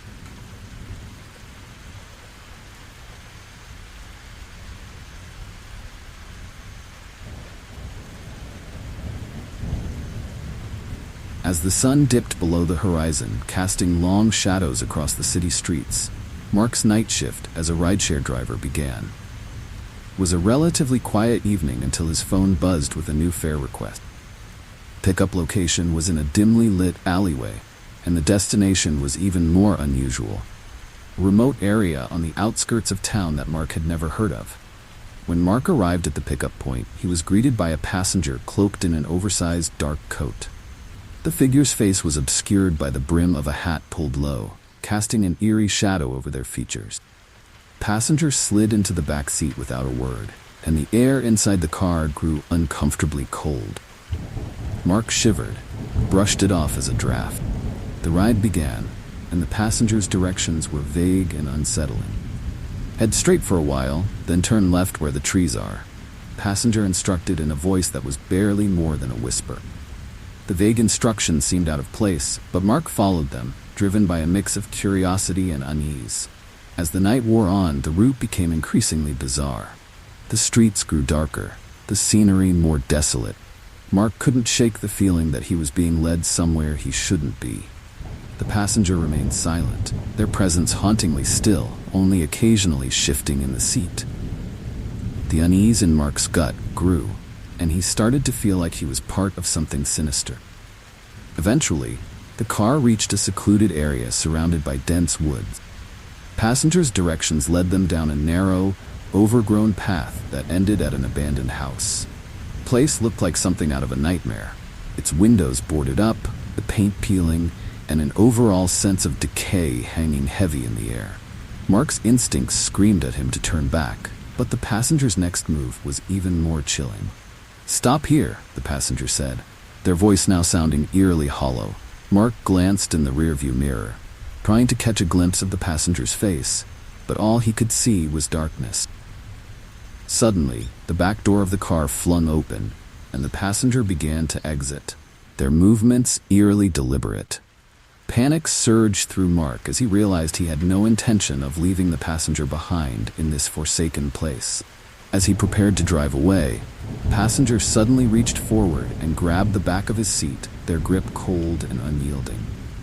"You're coming with me," they murmured in a voice that seemed to echo from a deep, chilling void.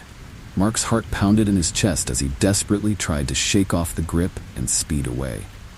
The abandoned house loomed in the distance, casting long, menacing shadows across the path. Just as he managed to break free, the car's lights illuminated a figure standing in front of the vehicle. an ominous, dark silhouette with glowing eyes that seemed to pierce through the night. The encounter left Mark shaken to his core. He sped back to the city, unable to forget the hauntingly silent passenger and the chilling experience that had unfolded. The car's interior seemed to retain an unsettling coldness, a lingering reminder of the eerie, nightmarish ordeal he had just survived.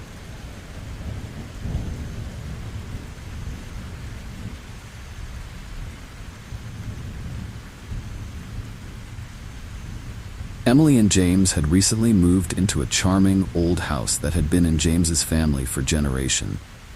The attic was a treasure trove of forgotten relics and antiques, and one rainy afternoon, while rummaging through dusty boxes, they stumbled upon a weathered, leather-bound diary. The diary had a peculiar, foreboding aura about it, but curiosity got the better of them, and they decided to take a look inside. The diary's pages were filled with detailed accounts of a series of murders that had taken place in their town decades ago. Each entry described gruesome acts with chilling precision, detailing the victims' last moments and the eerie circumstances surrounding their deaths. As Emily and James read further, they were struck by the unsettling realization that the writer seemed to have an intimate knowledge of the crimes, almost as if they'd been there, watching it all unfold. With each turn of the page, the narrative grew darker and more disturbing. The writer's obsession with the murders became apparent, and it was clear they were trying to document every detail meticulously. The final entries revealed that the writer had a fixation on a specific victim, and it was this particular detail that sent shivers down their spines. The victim was someone who lived in their very house. A sense of dread began to seep into their everyday lives. Emily couldn't shake the feeling that they were being watched, and the house, once so full of character, now felt oppressively eerie. Unexplained noises in the night, shadows moving out of the corner of their eyes, and the occasional cold spot left them feeling increasingly paranoid. The couple decided to investigate the diary's claims, starting with local historical records and old news clips. Their search uncovered more than they had bargained for. There were indeed records of the murders, but there was no clear resolution. The case had gone cold, and the killer was never apprehended. The chilling possibility that the killer was still out there, and that they might be watching them now, was enough to unsettle anyone. Determined to protect themselves, Emily and James set up security cameras and reached out to local authorities. However, police were skeptical, dismissing their concerns as overactive imaginations. The couple's anxiety mounted as they continued to uncover more clues pointing to the house's dark past. One night, while reviewing the footage from their security cameras, Emily noticed something chilling. In one of the recordings, a shadowy figure was seen moving through the house, just as described in the diary. It was a ghostly apparition that seemed to drift through the walls, its presence a stark reminder of the diary's terrifying prediction. As the haunting intensified, Emily and James felt trapped in their own home, surrounded by the ghostly echoes of a past they couldn't escape. The eerie feeling of being watched became an inescapable reality, and the dark secret they had uncovered now seemed to be manifesting in their everyday lives. The sense of impending danger grew with each passing day, leaving them to wonder if they would ever truly be free from the shadow of the killer's legacy.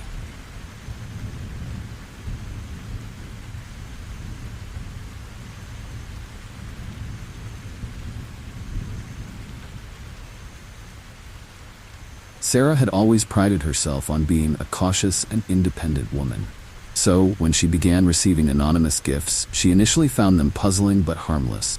The gifts started small: a bouquet of flowers left on her doorstep, a box of gourmet chocolates, and a handwritten note that simply read, "Thinking of you." While unsettling, Sarah managed to dismiss these acts as the work of an overly enthusiastic admirer. However, as weeks went by, the nature of the gifts began to change.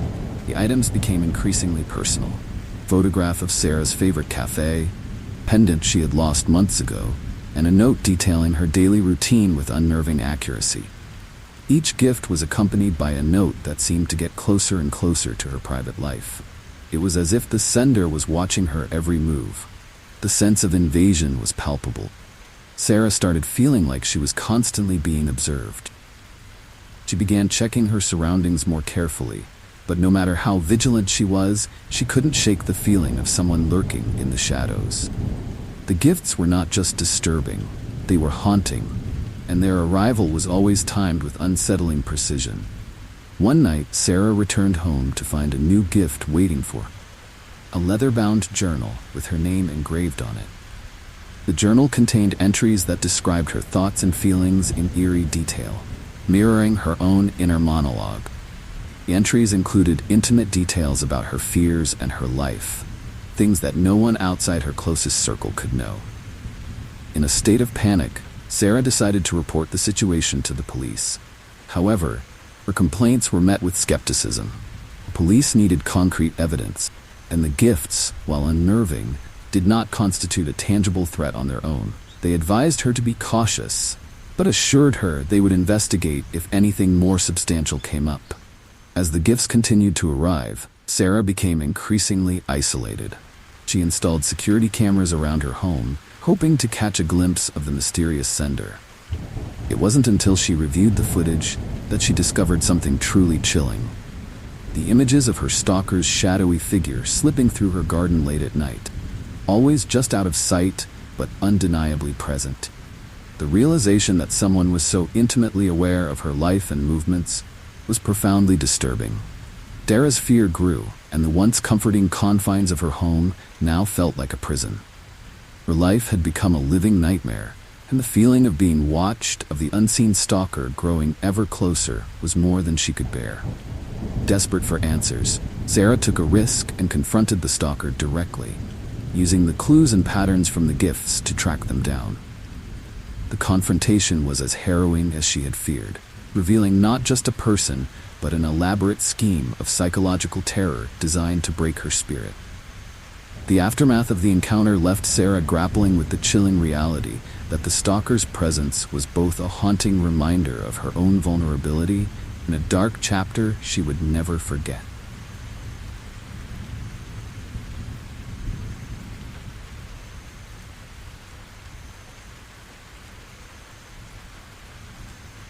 David awoke in a sterile, white hospital room, with no recollection of how he had gotten there. The beeping of the heart monitor and the faint scent of antiseptic were the only things grounding him in the present. His mind was a blank slate, devoid of any memories or sense of who he was. When the doctor entered, David's questions were met with polite but vague responses. The doctor assured him that his amnesia was likely temporary, a result of the accident he had been in. As the days passed, David tried to piece together his past. The hospital staff provided him with his personal effects: a worn-out wallet, a set of keys, and a cell phone filled with enigmatic contacts and cryptic messages. The most unsettling discovery was a series of photos on his phone, images of himself at various locations around the city, all taken at odd hours and in places he didn't remember visiting. With no other leads, David began to investigate his own life. He reached out to the contacts in his phone, but each conversation left him with more questions than answers. Friends and family, while sympathetic, were disturbingly vague. They spoke of him in the past tense, and none of their stories seemed to align with what David was experiencing.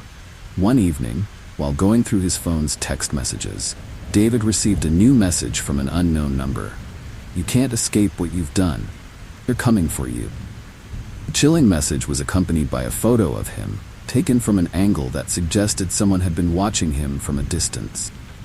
The realization that he was being monitored sent a shiver down his spine.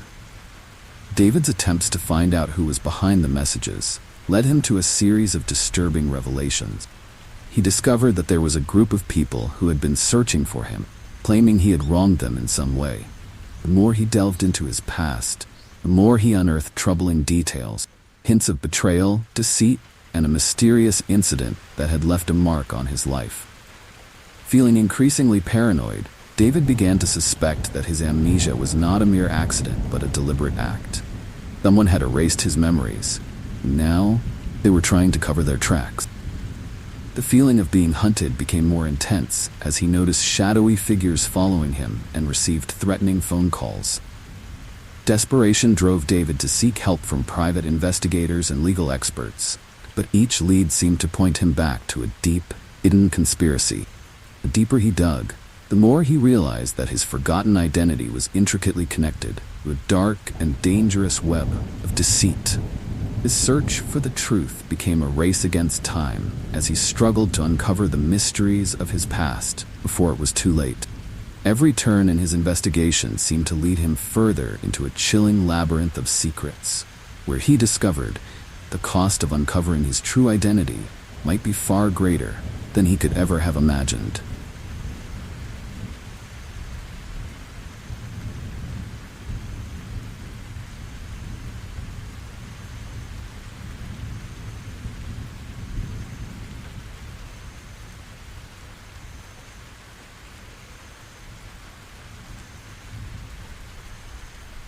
A group of friends, Mia, Jake, Sarah, and Tom, were always up for a thrill. So when Tom suggested they spend the night in the old Winslow mansion, a house reputed to be haunted, everyone was eager to take on the challenge. The mansion had long stood abandoned, its once grand facade now covered in ivy and grime, giving it an eerie, neglected look. Despite the ghost stories and local legends surrounding it, the friends were excited to prove their bravery. As dusk fell, the group made their way to the mansion, their flashlights casting long, jittery shadows on the cracked walls. The air was thick with anticipation and a palpable sense of unease. They entered through a broken window, and the interior greeted them with a musty, oppressive silence. The old wooden floors creaked ominously under their weight, and the air seemed to grow colder with every step they took. Tom, ever the instigator, had brought along an old Ouija board to add to the night's excitement. As they gathered in a dusty, dimly lit room, the atmosphere took on a chilling quality. With a mix of bravado and trepidation, they placed their hands on the planchette and began to ask questions. The board responded with unsettling messages, spelling out words that hinted at a sinister presence within the mansion. The group laughed nervously, trying to dismiss the eerie responses as mere coincidences or the result of their own imaginations. However, as the night wore on, the mood shifted from playful to sinister. Unexplained noises echoed through the house, scratches on the walls, whispering voices, and the occasional gust of freezing air that sent shivers down their spines. As they explored further, the friends stumbled upon a series of old photographs and newspaper clippings, documenting the mansion's dark history. The clippings detailed a series of mysterious deaths and disappearances that had plagued the house for decades. The chilling stories seemed to come to life as they felt an increasing sense of dread. By midnight, the atmosphere had become nearly unbearable. A sense of malevolence seemed to hang in the air, and the once innocent dare had turned into a harrowing experience. The friends' laughter had long since faded, replaced by a palpable fear as they realized they were no longer alone in the mansion. In a sudden, horrifying turn, disappeared without a trace. The remaining friends searched frantically, their fear escalating with each passing minute. The mansion seemed to come alive with sinister intent, the shadows moving and whispering in ways that defied logic.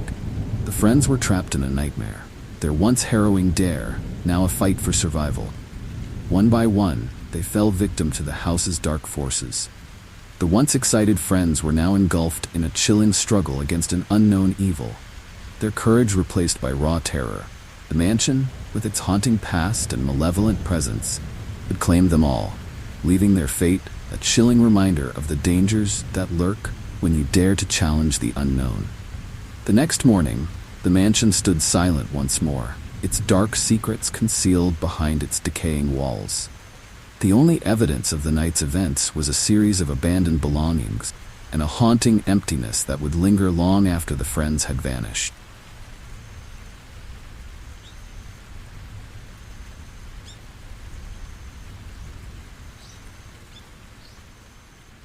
When Mark moved into his new apartment, he was drawn to the neighborhood's quiet charm and friendly atmosphere. Everything seemed perfect, except for one thing: his next-door neighbor, Mr. Collins. From the start, Mr. Collins had struck Mark as peculiar. He rarely ventured outside and often kept his blinds drawn, casting an eerie shadow over the otherwise sunny street. At first, Mark tried to dismiss his neighbor's strange behavior as mere eccentricity. However, The oddities soon escalated. Mark began to notice that Mr. Collins was always home, never leaving his apartment during the day or night. Strange noises, like muffled thuds and occasional screams, emanated from the walls separating their apartments, leaving Mark feeling increasingly uneasy. One evening, curiosity got the better of him. Mark decided to visit Mr. Collins to introduce himself formally. As he knocked on the door, he was met with an unsettling silence. When he finally managed to peer through the slightly ajar door, he caught a glimpse of something that made his blood run cold. A room full of gruesome photographs and disturbing artifacts. Unable to ignore the rising alarm, Mark decided to investigate further. He began to dig into Mr. Collins's past, searching for clues about the mysterious and unsettling activities. His research revealed a horrifying truth. Mr. Collins had been implicated in a series of gruesome murders in a previous town. The cases had been linked to a person who matched Mr. Collins's description perfectly, but he had managed to avoid capture. Feeling a gnawing sense of dread, Mark took his concerns to the local authorities. However, his claims were dismissed as mere paranoia. The police insisted there was no evidence linking Mr. Collins to any crimes in their area. Mark's fears were brushed aside as overactive imagination, fueled by the neighbors' peculiar behavior. Determined to uncover the truth, Mark began to keep a close watch on Mr. Collins, documenting his actions and collecting evidence of any suspicious behavior. The more he observed, the more disturbing the findings became. He noticed Mr. Collins's strange late-night outings and discovered that he was frequently meeting with individuals who seemed to vanish shortly after their encounters. One night, Mark witnessed a particularly unsettling scene through his apartment window. Mr. Collins was seen loading large, suspicious-looking bags into his car. Driven by a mix of fear and desperation, Mark decided to follow him discreetly. The trail led him to an abandoned warehouse on the outskirts of town. Inside, Mark discovered a chilling scene. The warehouse was filled with remnants of Mr. Collins's dark activity. There were horrifying displays of his twisted handiwork, including tools and evidence from his previous crimes. As Mark began to piece together the macabre puzzle, he realized that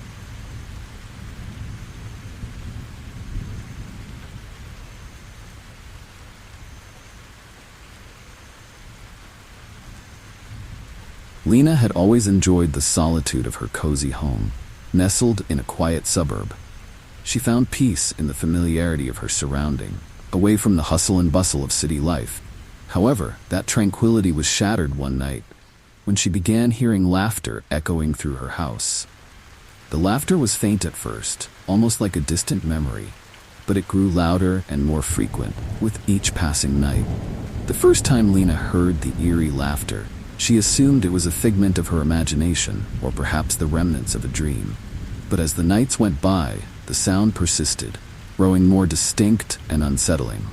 She would wake up in the dead of night, her heart pounding, only to find her home empty and silent. Determined to uncover the source of the strange noise, Lena started recording audio while she slept. The recordings confirmed her fears. The laughter was real and seemed to come from all corners of her home. The sound was both chilling and haunting, reverberating through the walls and floors with a malevolent undertone. As Lena's anxiety mounted, she sought help from a local paranormal investigator. The investigator conducted a thorough examination of her house, using specialized equipment to detect any supernatural activity. To Lena's horror, the investigator's findings indicated that there was indeed an unsettling presence in her home. The equipment had picked up anomalous readings that suggested the presence of a spirit, or something far worse. The investigator revealed that the laughter Lena had been hearing might be the manifestation of a vengeful spirit. According to local legend, the house had once belonged to a family that had met a tragic and untimely end. The spirit of a young child, who had died under mysterious circumstances, was said to haunt the area, their laughter echoing through the walls as a reminder of their restless state. Desperate to rid her home of the unsettling presence, Lena agreed to a series of cleansing rituals and protective measures recommended by the investigator. Despite her efforts, the laughter did not cease. It continued to plague her, growing more intense and disturbing with each passing night. One particularly harrowing evening, the laughter reached fever pitch. Lena was paralyzed with fear as the sound seemed to close in on her, echoing louder and louder until it filled every inch of her home. The walls seemed to vibrate with the sound, and Lena felt an icy grip around her heart as the laughter took on a mocking, cruel tone. The experience left Lena shaken and isolated. She felt as if her home, once a sanctuary, had become a prison, haunted by an unseen, malevolent force. The echoing laughter was a constant reminder of the presence that lurked within the shadows of her life, a haunting melody that she could never escape.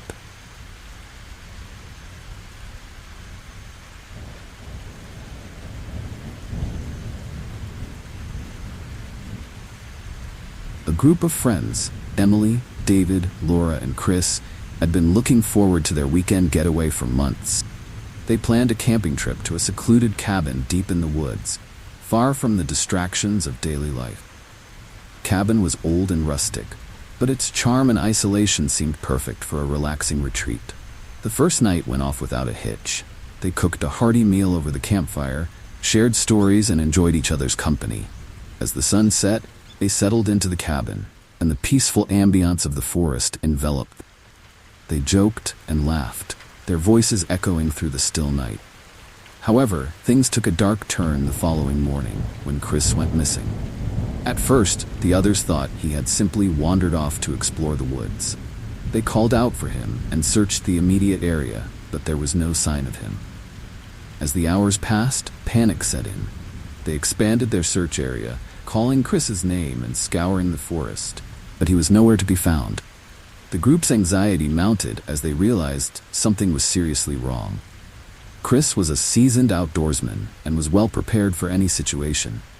His sudden and complete disappearance was unsettling. They found no clues or signs of struggle, and the forest seemed eerily quiet, as if holding its breath. Emily suggested they contact the authorities, but when they tried to use their phones, they discovered there was no signal in the area. They were cut off from the outside world and felt increasingly trapped and isolated. Forest around them seemed to close in, amplifying their fears and suspicions. As night fell, strange occurrences began to unsettle the remaining friends. They heard faint, unexplained noises in the woods, rustling leaves, snapping twigs, and distant whispers. The atmosphere grew tense, and the group was on edge, feeling as if they were being watched. Laura discovered a set of footprints leading away from the cabin. They were irregular and seemed to disappear into the dense forest, deepening the mystery of Chris's disappearance. Following the tracks, they found a small clearing with a makeshift camp, but there was no sign of Chris. Instead, they found a series of bizarre symbols carved into the trees, adding to their growing sense of dread. That night, the group huddled together, trying to stay calm and keep watch. Emily had a vivid, unsettling dream in which Chris appeared, his face twisted in terror. He seemed to be trying to communicate something, but his words were unintelligible. When she woke up, she found herself alone in the cabin. David and Laura were missing. Desperation and fear consumed Emily. She searched frantically for her friends, but the forest seemed to have swallowed them whole. The sense of being pursued by something unseen and malevolent grew stronger. Every crack of a branch and every whisper of wind felt like a threat. The next morning, authorities finally arrived after a concerned neighbor had noticed their absence. The search party scoured the area for days but found no trace of Emily, David, Laura, or Chris. The cabin was left abandoned, its walls now bearing the weight of a chilling mystery. The haunting question remained: what had happened to the friends? Why had they vanished without a trace? The forest held its secrets tightly, and the once cherished cabin became a symbol of their eerie and tragic disappearance.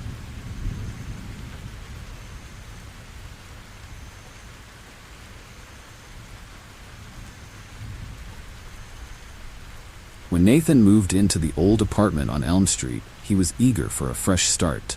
The apartment was affordable and conveniently located, making it a practical choice.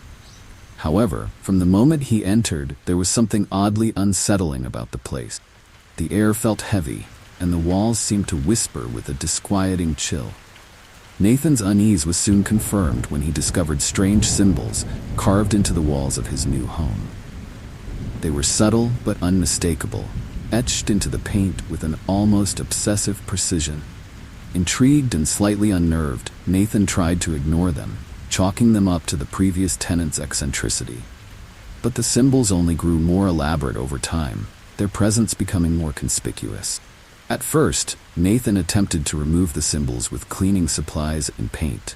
But no matter how hard he tried, the symbols would reappear, as if mocking his efforts. The more Nathan fought to rid his apartment of these cryptic markings, the more intense the disturbances became. Strange occurrences began to plague Nathan's daily life. Objects moved on their own, eerie noises echoed through the apartment, and he experienced vivid nightmares featuring shadowy figures and haunting visions. The once ordinary apartment had transformed into a labyrinth of dread, its unsettling atmosphere slowly chipping away at his sanity. Desperate for answers, Nathan reached out to a local historian who specialized in the apartment's building. The historian revealed a dark and unsettling history. The apartment had once belonged to a practitioner of dark rituals, a person who had delved into forbidden arts. The symbols were believed to be part of a curse designed to trap a malevolent spirit. The historian's revelation only added to Nathan's growing fear. He learned that the curse was rumored to bring misfortune and malevolence to anyone who disturbed the symbols. The apartment's history was steeped in tales of anguish and tragedy, and Nathan was now caught in its web. Determined to break the curse, Nathan sought the help of a paranormal expert, performed a series of rituals and cleansings to dispel the malevolent presence. Despite the expert's efforts, the disturbances did not cease. In fact, they seemed to escalate, with the apartment becoming increasingly hostile and threatening. One night, as Nathan lay in bed, the atmosphere in the apartment grew suffocatingly cold. The symbols on the walls seemed to pulse with an ominous energy, and a deep, guttural voice filled the room, chanting in a language Nathan couldn't understand. The room was enveloped in a supernatural darkness, and Nathan felt an overwhelming sense of dread. In a final act of desperation, Nathan decided to leave the apartment. As he packed his belongings, the atmosphere became more oppressive, as if the apartment itself was resisting his departure. The door slammed shut behind him, and he was forced to flee, leaving the cursed apartment behind. The apartment remained vacant for months, its reputation as a place of dark forces scaring away potential tenants. Nathan's experience left him haunted, with lingering fears of the malevolent presence that had plagued him. The apartment on Elm Street remained a chilling reminder of the curse that still lurked within its walls, waiting for the next unwitting soul to disturb its dark peace.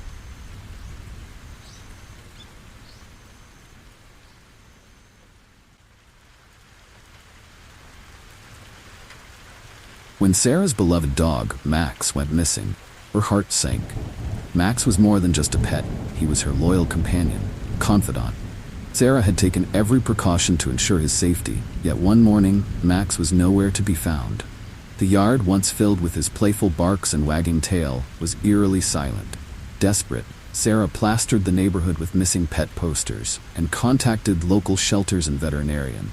Days turned into weeks, and despite her best efforts, Max remained missing. Her heartache grew, compounded by the whispers of neighbors and the nagging feeling that something was terribly wrong. One evening, Sarah received a cryptic note slipped under her door. The note was written in an elegant but unsettling script. "The game has begun. Find Max before it's too late." The message was both chilling and confusing. Who could have taken Max, and why would they leave such a cryptic warning? Determined to uncover the truth, Sarah investigated the note's origins. She discovered that a series of similar notes had been reported in nearby towns, each accompanied by the disappearance of pets. The connection between the notes and the missing animals was clear, but the purpose remained a mystery. As Sarah delved deeper, she found that the note's tone and content bore similarities to an underground game, a disturbing trend involving twisted bets and cruel wagers. The game's participants, known only by pseudonyms, often made bets involving the lives of pets, orchestrating elaborate and sinister scenarios. Her search for Max led Sarah to a secluded part of the city, where she stumbled upon an abandoned warehouse. The warehouse was shrouded in darkness and silence, save for the occasional scurrying of rats. As she cautiously entered, Sarah discovered a series of makeshift cages and disturbing memorabilia related to the twisted game. Among the evidence, Sarah found a diary detailing the game's rules and the fates of previous victims. The entries revealed that the participants derived perverse satisfaction from watching others suffer, manipulating their fears, and orchestrating cruel challenges. Max's disappearance was not an isolated event, but part of a broader, grotesque scheme. As Sarah pieced together the clues, she realized that the game's creator was watching her every move. The note was not just a warning, but a challenge, one that she needed to overcome to save Max. Her search became a desperate race against time, knowing that each step she took brought her closer to a chilling confrontation with the orchestrator of the macabre game. Determined to save her beloved dog, Sarah confronted the creator of the game in a final harrowing encounter. The showdown was fraught with tension and fear. Sarah's resolve and love for Max fueled her courage. In a dramatic twist, Sarah's bravery and persistence led to a dramatic rescue, freeing Max and bringing an end to the chilling game that had haunted her every waking moment.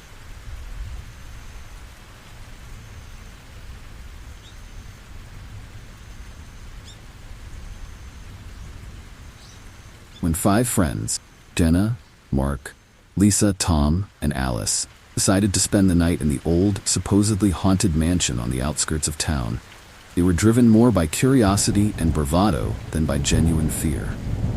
The mansion, long abandoned and rumored to be the site of countless ghost stories, seemed like the perfect setting for a thrilling night of ghost hunting and storytelling.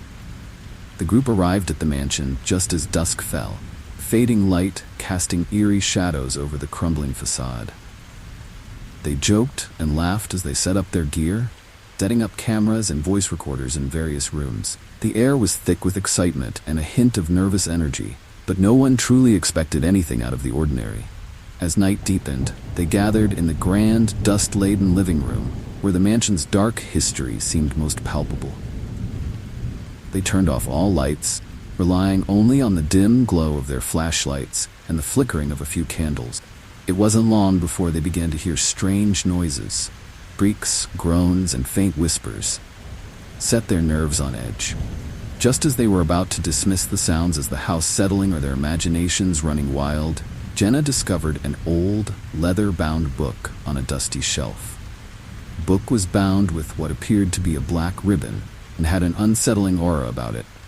Intrigued, Jenna opened the book and began to read aloud. The words were archaic and strange, filled with dark incantations and unsettling passages. The mood in the room shifted dramatically. The air grew colder, and the flickering candlelight cast grotesque shadows on the walls. The friends began to feel an unshakable sense of dread, but they dismissed their fears as part of the haunted house experience. They laughed it off, even as the book's contents seemed to resonate with an unearthly presence. As the night wore on, the friends began experiencing increasingly disturbing phenomena. Objects moved on their own, unexplained cold spots appeared, and the temperature dropped dramatically. The group's initial skepticism turned to genuine fear as they realized they were not alone.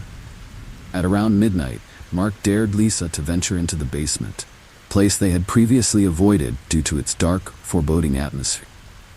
Lisa, driven by the thrill of the dare, agreed and descended the creaky stairs with only a flashlight to guide her.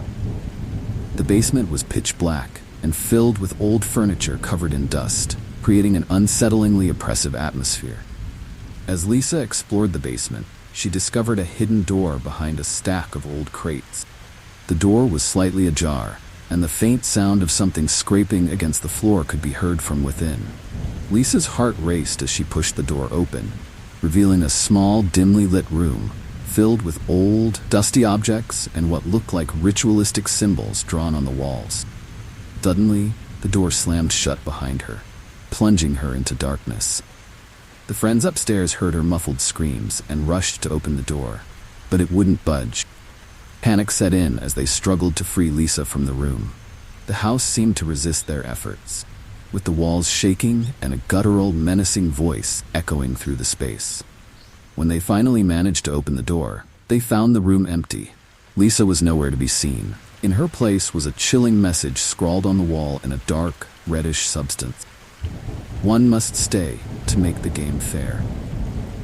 Friends, now in a state of sheer terror, tried to leave the mansion, only to find that the front door was inexplicably locked. They were trapped, with the malevolent presence in the mansion seeming to revel in their fear. The once innocent dare had escalated into a deadly game, with the mansion itself becoming a sinister entity determined to claim its next victim. Desperate to escape, the friends had to confront their darkest fears and unravel the mansion's cursed history to find a way out. They knew that their survival depended on uncovering the secrets of the book and the mansion before it claimed anyone else.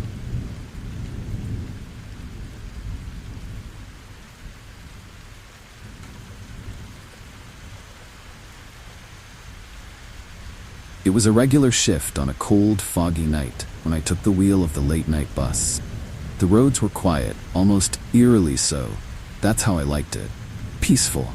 As the hours passed, I found myself on the last leg of my route when I glanced up in the rearview mirror. There, the very back of the bus, sat a lone passenger. I hadn't heard anyone board. People come and go without a sound sometimes. Still, something about this passenger didn't sit right with me. I brushed it off and kept driving. My curiosity got the better of me. I checked the mirror again, and the passenger was closer, several rows closer. My heart skipped a beat. There was no way they could have moved that fast without me hearing footsteps. Chill ran down my spine, but I told myself it was just fatigue. Long shifts played tricks on my mind. Yet, I couldn't shake the feeling that something was terribly wrong. The next time I looked up, the passenger was in the middle of the bus.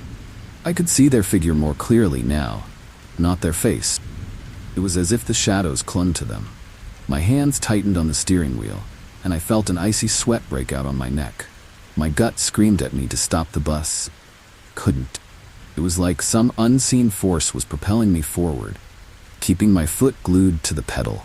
Suddenly, temperature in the bus plummeted. The windows fogged up, and I could see my breath hanging in the air. My heart was pounding so loud it drowned out the hum of the engine.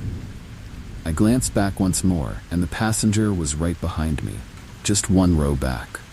They hadn't moved an inch, but their presence felt suffocating, like they were closing in on me without even trying. Panic clawed at my throat. I slammed the brakes, but the bus didn't slow down.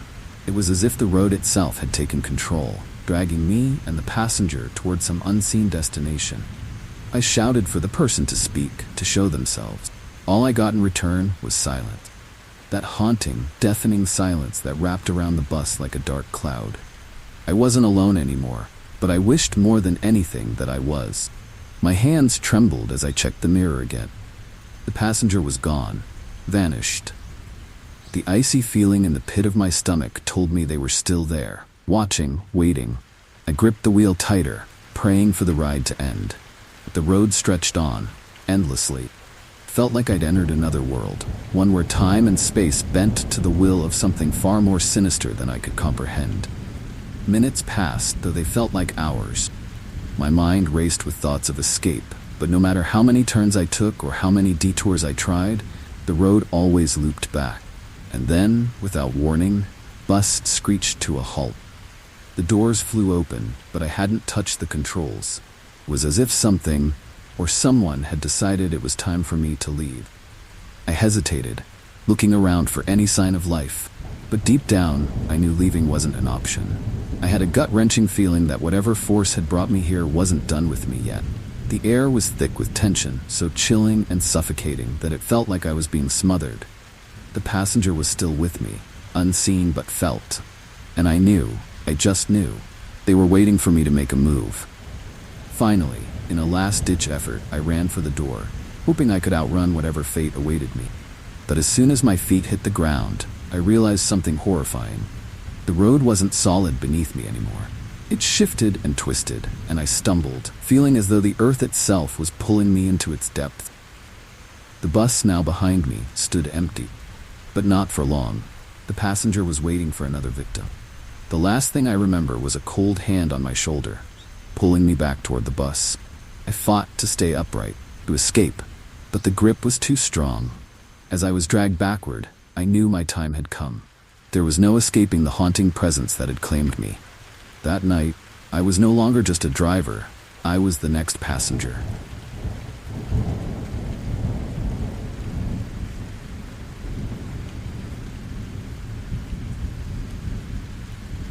I'd hiked through forests before, deep, winding trails that went on for miles, but nothing had ever felt like that. The air was still, unnervingly so, as I ventured deeper into the woods. It was supposed to be a simple solo hike, a way to clear my head, but something about the forest felt off. Trees loomed overhead, their twisted branches casting eerie shadows on the ground. Each step I took echoed back to me, as if the forest was mimicking my movements. I tried to follow the trail, but it seemed like the path was shifting beneath my feet. Every time I thought I was heading in the right direction, I'd find myself back at the same spot, surrounded by the same gnarled trees. The forest was playing tricks on me, and the further I went, the more I felt like I was being watched. I couldn't shake the unsettling feeling that I wasn't alone, that eyes were following my every move. Hours passed, and the sun began to set, casting long, haunting shadows across the forest floor. That's when I saw them, figures barely visible between the trees. At first, I thought it was my mind playing tricks on me, but they were real. Dark, faceless figures moved silently among the trees, watching me. My pulse quickened as panic set in. I wasn't just lost, I was being hunted. I quickened my pace, trying to shake the eerie presence that seemed to close in around me. But no matter how fast I moved, the figures stayed close, their forms blending with the darkness.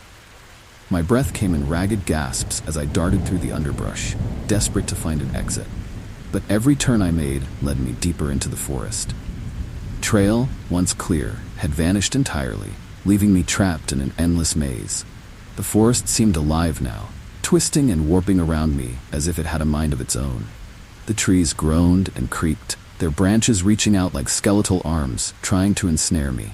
I stumbled over roots and rocks, my legs burning with exhaustion, but I couldn't stop, not with those figures still following me. They moved without sound, closing in with each passing minute. Nightfall came, and the forest grew colder, more sinister. I could hear whispers on the wind, faint and chilling.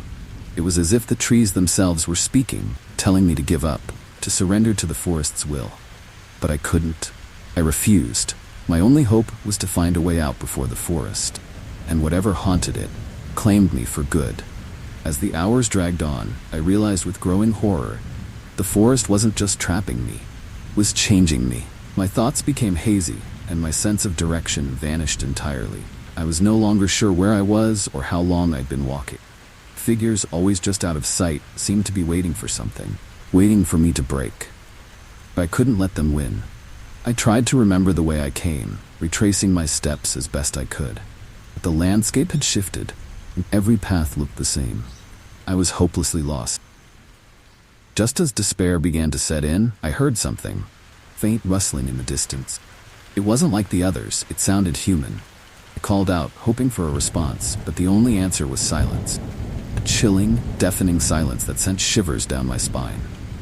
Suddenly, one of the figures stepped into view, standing directly in my path. It was closer now, its shape more defined, though its face remained hidden in shadow. I froze, my heart pounding in my chest. The figure raised a hand, and I felt an overwhelming sense of dread. This wasn't just a creature of the forest. It was the forest, and it had no intention of letting me leave. In a moment of desperation, I bolted, running faster than I ever had before. Figures pursued, their movements fluid and unnatural, closing in from all sides. Forest seemed to pulse with energy, shifting and twisting around me as I ran. My lungs burned, my legs screamed in protest, but I couldn't stop, not with death nipping at my heels. Then, just as my strength was about to give out, I broke through the trees. I stumbled into an open clearing, gasping for air, my heart racing. The figures had stopped, lingering at the edge of the forest, watching, waiting. I was free, but just barely. As I stood there, catching my breath, I knew one thing for certain. The forest had let me go, but it wouldn't be so kind next time.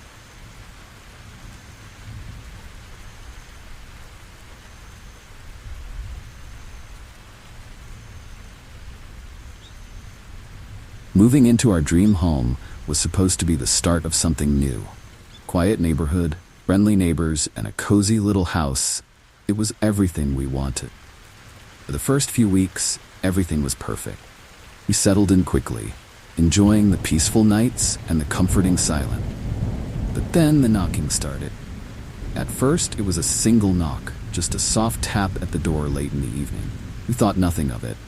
The next night, it happened again, a faint knock, just after dark. I figured it was kids playing pranks, maybe a door-to-door salesperson trying to catch us at home. But when I opened the door, there was no one there.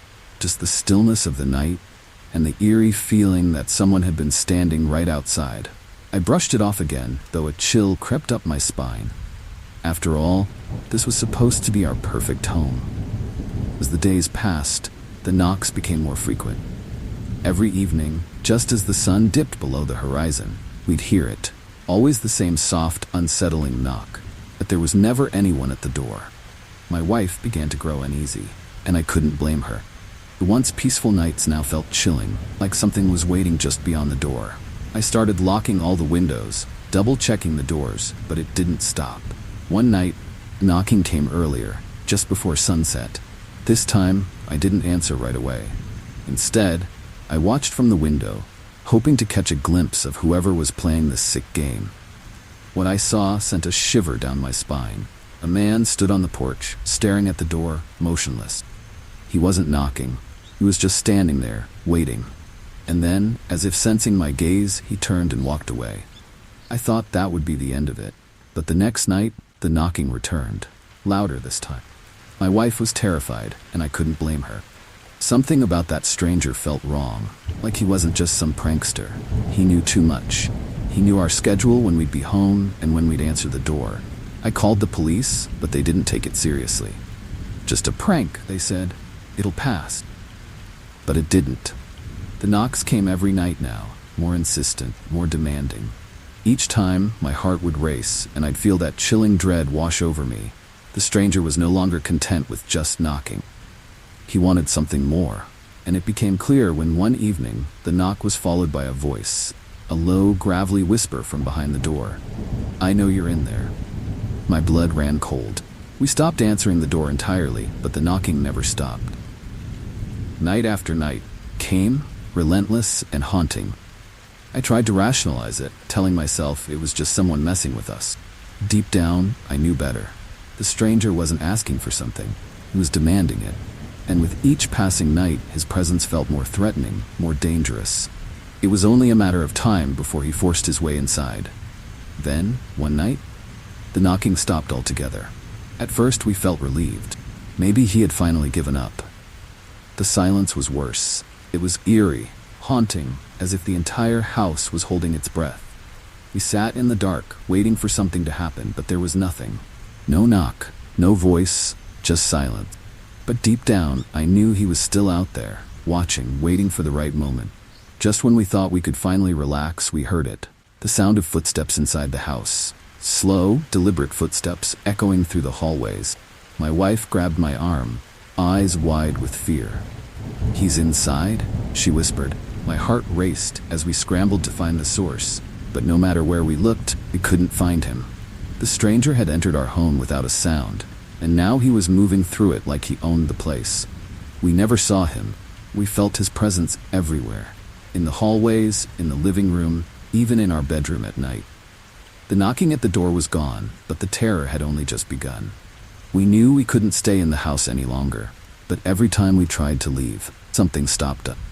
The doors wouldn't budge, the windows wouldn't open. It was as if the house itself become our prison. Then, one final night, as we lay in bed, too afraid to move, we heard it again. Knock. Not at the door this time, but on the walls, on the floor, all around us. The stranger was no longer outside. He was everywhere. His presence filled the house, suffocating us with fear. And as the walls seemed to close in, I realized with chilling certainty that we would never leave. The house, the stranger, claimed us.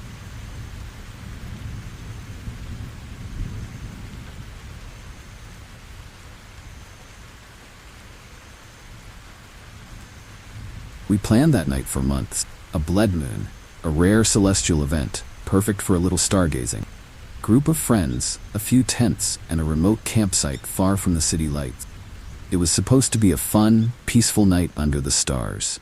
The air was cool and the sky clear, but as the moon began to rise, something felt off. There was an eerie stillness, a strange energy in the air that none of us could quite place.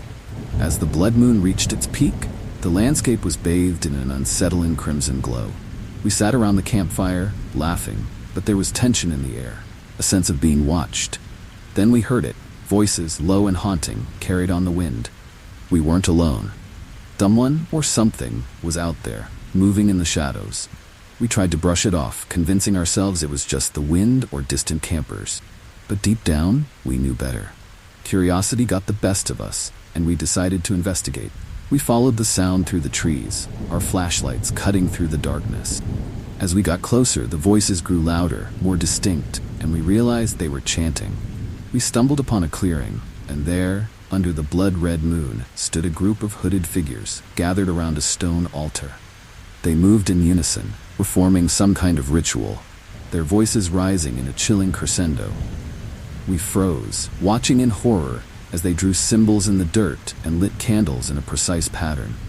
The air around them seemed to shimmer, as if the very fabric of reality was bending to their will.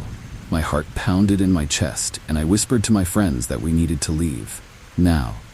But just as we turned to go, one of the hooded figures looked up, directly at us. Chanting stopped, and in that eerie silence, we knew we'd been seen. Panic set in. We sprinted back to the campsite, but it felt like the forest was closing in around us, the trees twisting and warping, making it impossible to find our way. Air grew colder, and we could hear footsteps behind us, slow, deliberate. They were following us. We didn't dare look back. All we could do was run, but no matter how fast we moved, the footsteps stayed right behind us, haunting our every step. When we finally reached the campsite, everything was wrong. Fire had gone out, the tents were slashed open, and our belongings were scattered everywhere. It was like someone or something had torn through the place in a rage.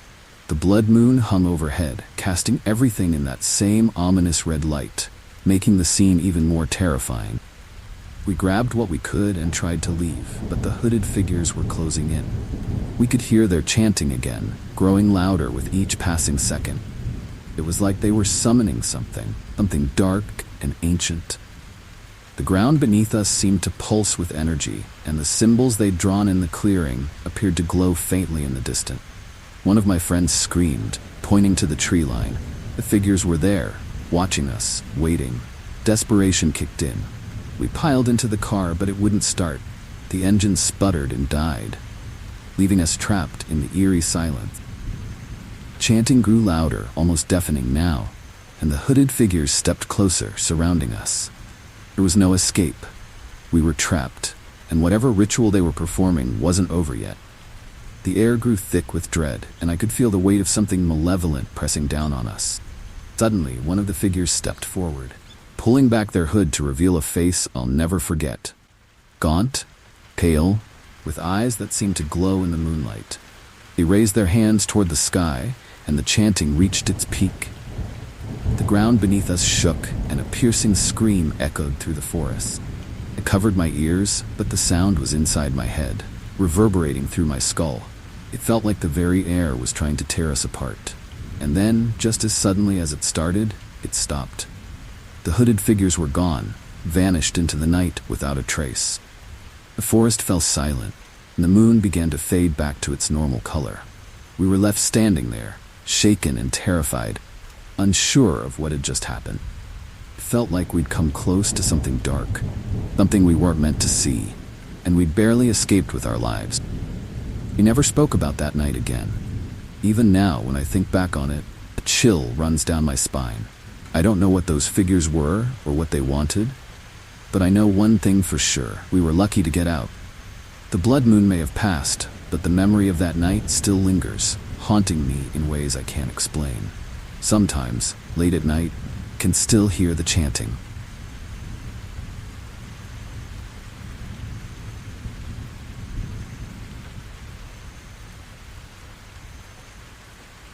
It started like any other day of unpacking, settling into our new house. We just bought the place, an old quaint property with history in its bones. While cleaning out the attic, I found a dusty old journal hidden in the corner. It looked ancient, the leather worn and cracked. Something about it drew me in, so I brought it downstairs and started reading. At first, it was nothing more than mundane entries, but soon the tone shifted. The writer detailed gruesome events, murders that took place right in our town decades ago. The more I read, the darker it became. The writer described the killings with an eerie sense of pride, as if they'd taken pleasure in each gruesome act. Couldn't stop reading, morbid curiosity pulling me deeper into the journal's pages. As I reached the last few entries, I noticed something that made my blood run cold. The dates weren't from decades ago.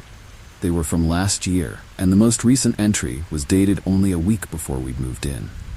My heart pounded as I flipped through the pages, but the worst was yet to come. The final entry described a murder planned for the next week.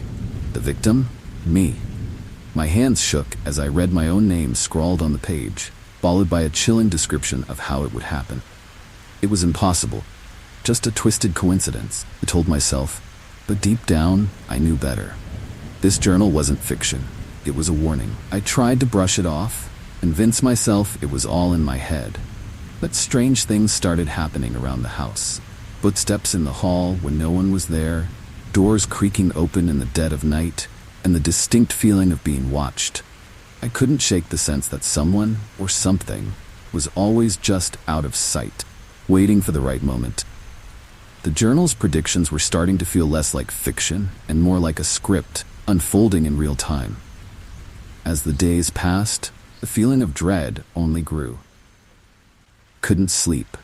Every noise, every shadow seemed to be a sign that the killer from the journal was coming for me.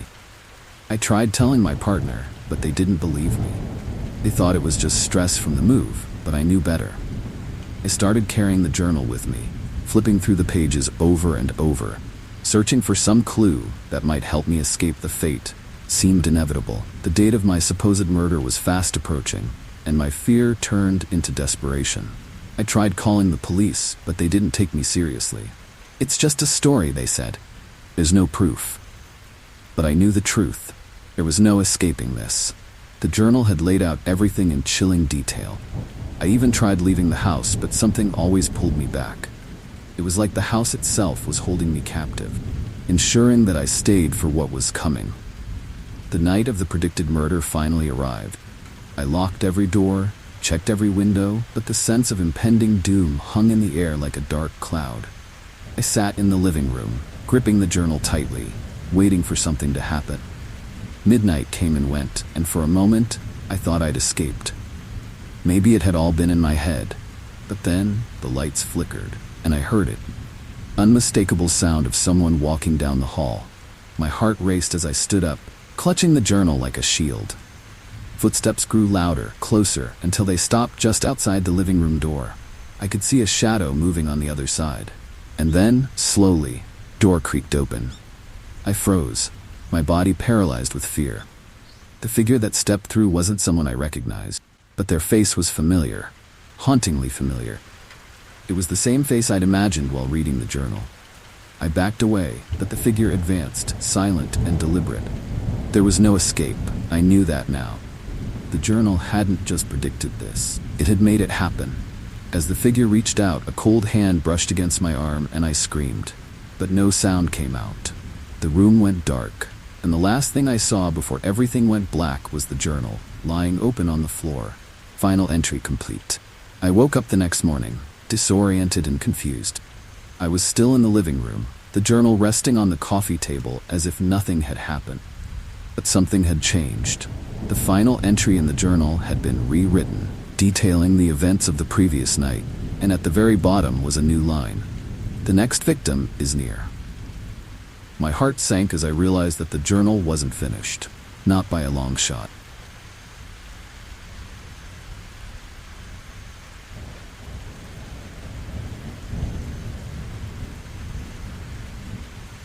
I moved into that high-rise apartment for the view. 20 floors up, with the city sprawling out below me, it was breathtaking. At night, the lights shimmered like stars and the world felt so far away. It was peaceful. Perfect escape from the chaos. But that peace was shattered the first time I saw the face. It was late, well past midnight, and I was getting ready for bed when I glanced toward the window. There, just beyond the glass, was a face staring back at me. At first, I thought I was imagining things.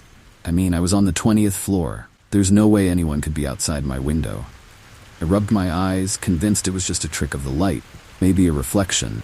But when I looked again, the face was still there. Pale, expressionless, with eyes that seemed to pierce through the glass, watching me. A chill crept up my spine, and I backed away slowly, heart pounding. I didn't sleep that night. Kept the lights on, checking the window every few minutes, but the face was gone. By morning, I had almost convinced myself it was a dream, figment of my imagination. Days passed without incident, and I began to relax, thinking it had all been in my head. But then, a week later, it happened again. The same face, hovering just outside my window, staring in with those cold, empty eyes. This time, I didn't hesitate. I ran to the window and threw it open, expecting to find some logical explanation. Maybe a maintenance worker or some kind of equipment. But there was nothing. Just the wind and the empty sky. No ledge, no balcony, nothing for anyone to stand on. I slammed the window shut, heart racing. Something was very wrong. And it wasn't just my imagination anymore. The sightings became more frequent after that. Every few nights, just as I was drifting off to sleep, I'd wake up to that face. Always in the same place, always watching. It never moved, never blinked, but I could feel its presence growing stronger. It was as if the face was getting closer each time, even though it stayed just beyond the glass. I started avoiding the window altogether, but the sense of being watched never left me. One night, the face was gone when I looked. Relief washed over me, but it was short-lived. A few hours later, I woke up to the sound of tapping, soft, rhythmic, coming from the window. I froze, heart pounding in my chest, too terrified to move. The tapping continued, slow and deliberate, like someone was knocking, waiting for me to answer. My breath hitched as I forced myself to look. The face was back, closer this time, its hand pressed against the glass. That's when I realized it wasn't just a face. It was something else, something trying to get in. I could feel it now, a suffocating presence filling the room. The air grew cold, and the window began to fog up as if the figure outside was breathing against it. Panic surged through me, and I scrambled out of bed, rushing to the window to close the curtains. But as I reached for them, I saw the face again, clearer than ever before, and this time, smiled. I bolted out of the apartment, shaking and breathless. I couldn't stay there anymore. I spent the night in a hotel, too terrified to go back. But even then, I couldn't escape it. I could still feel those eyes watching me, following me wherever I went. The next morning, I returned to the apartment to gather my things. The window was closed, just as I'd left it, but there was something new. A message, written in the condensation on the glass. I'm coming. I moved out the next day, convinced that leaving would free me from whatever was haunting that apartment. But it didn't. The face still haunts me. No matter where I go, I see it. In reflections, in mirrors, in the windows of passing cars. It's always there, just out of reach, watching, waiting. I don't know what it wants or why it chose me, but I know one thing. Getting closer. And one day, it won't just be outside the window.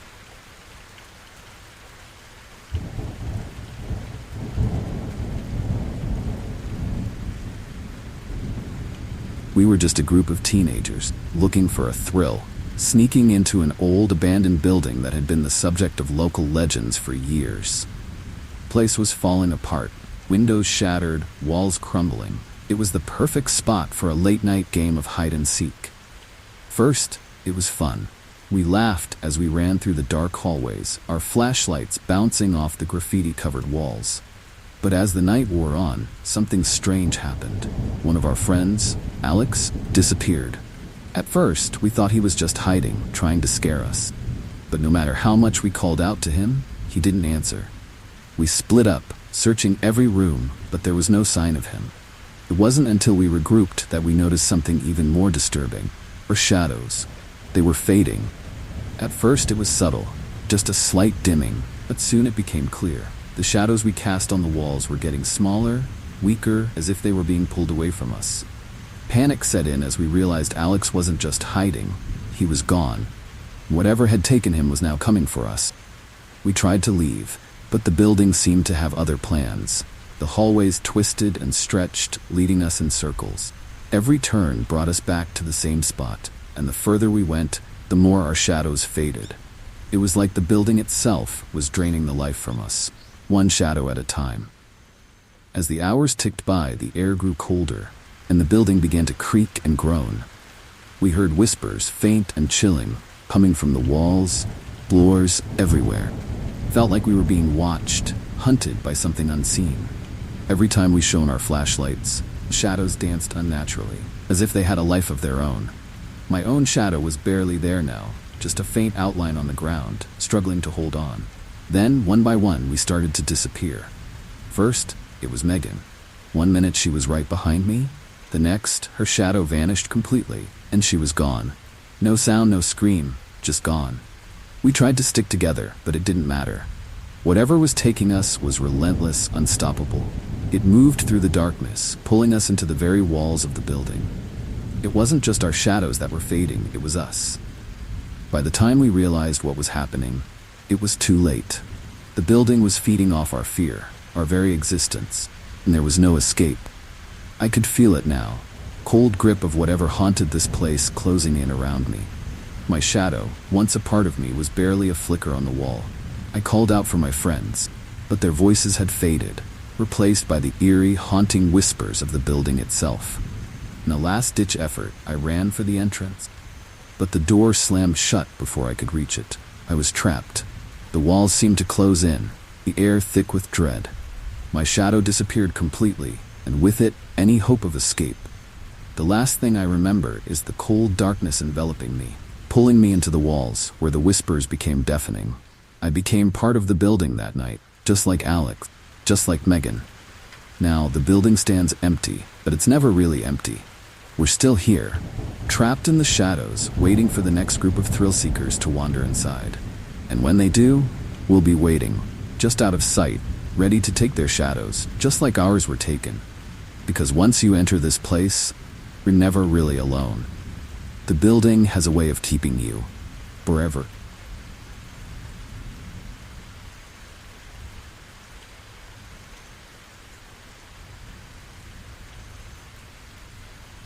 It started with a simple knock at midnight. Faint tap on my apartment door, just as I was drifting off to sleep. At first, I thought I had imagined it. After all, who would knock on someone's door at that hour?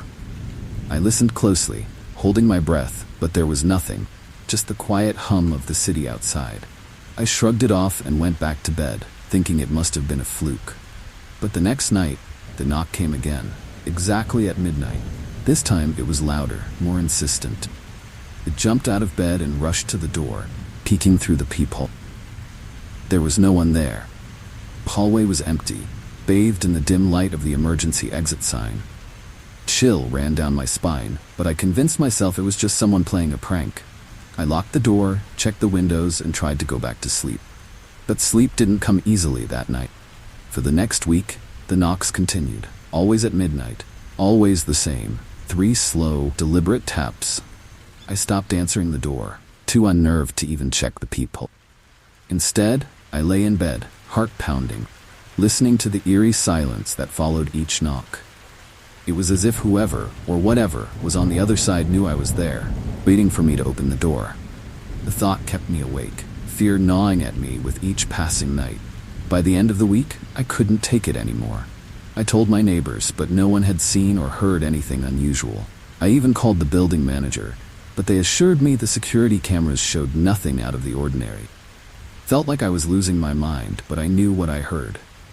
The knocks were real, and they were growing louder, more urgent, as if the midnight visitor was getting impatient.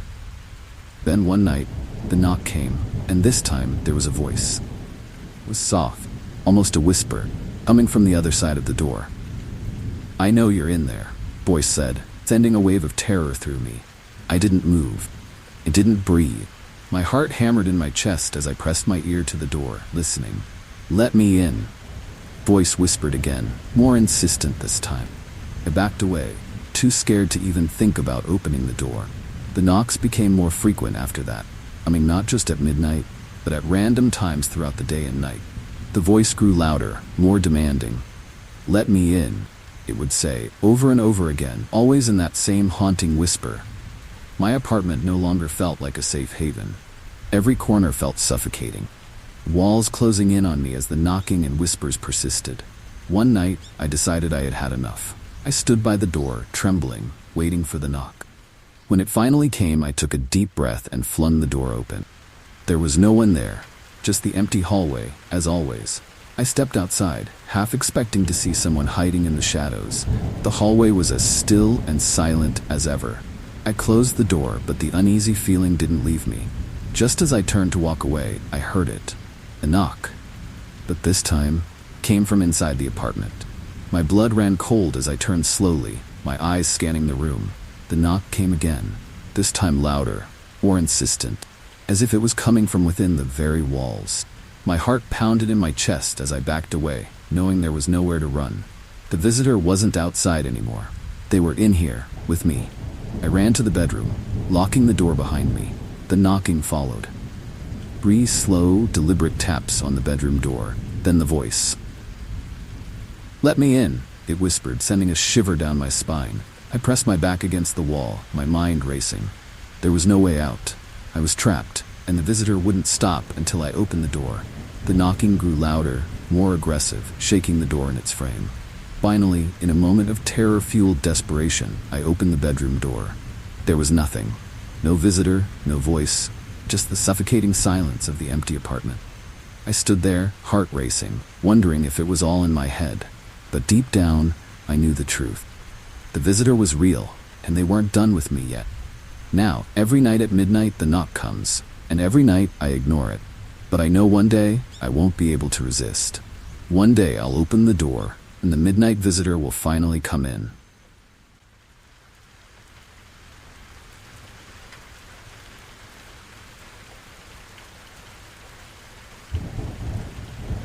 It all started when I bought the mirror from a small antique shop downtown.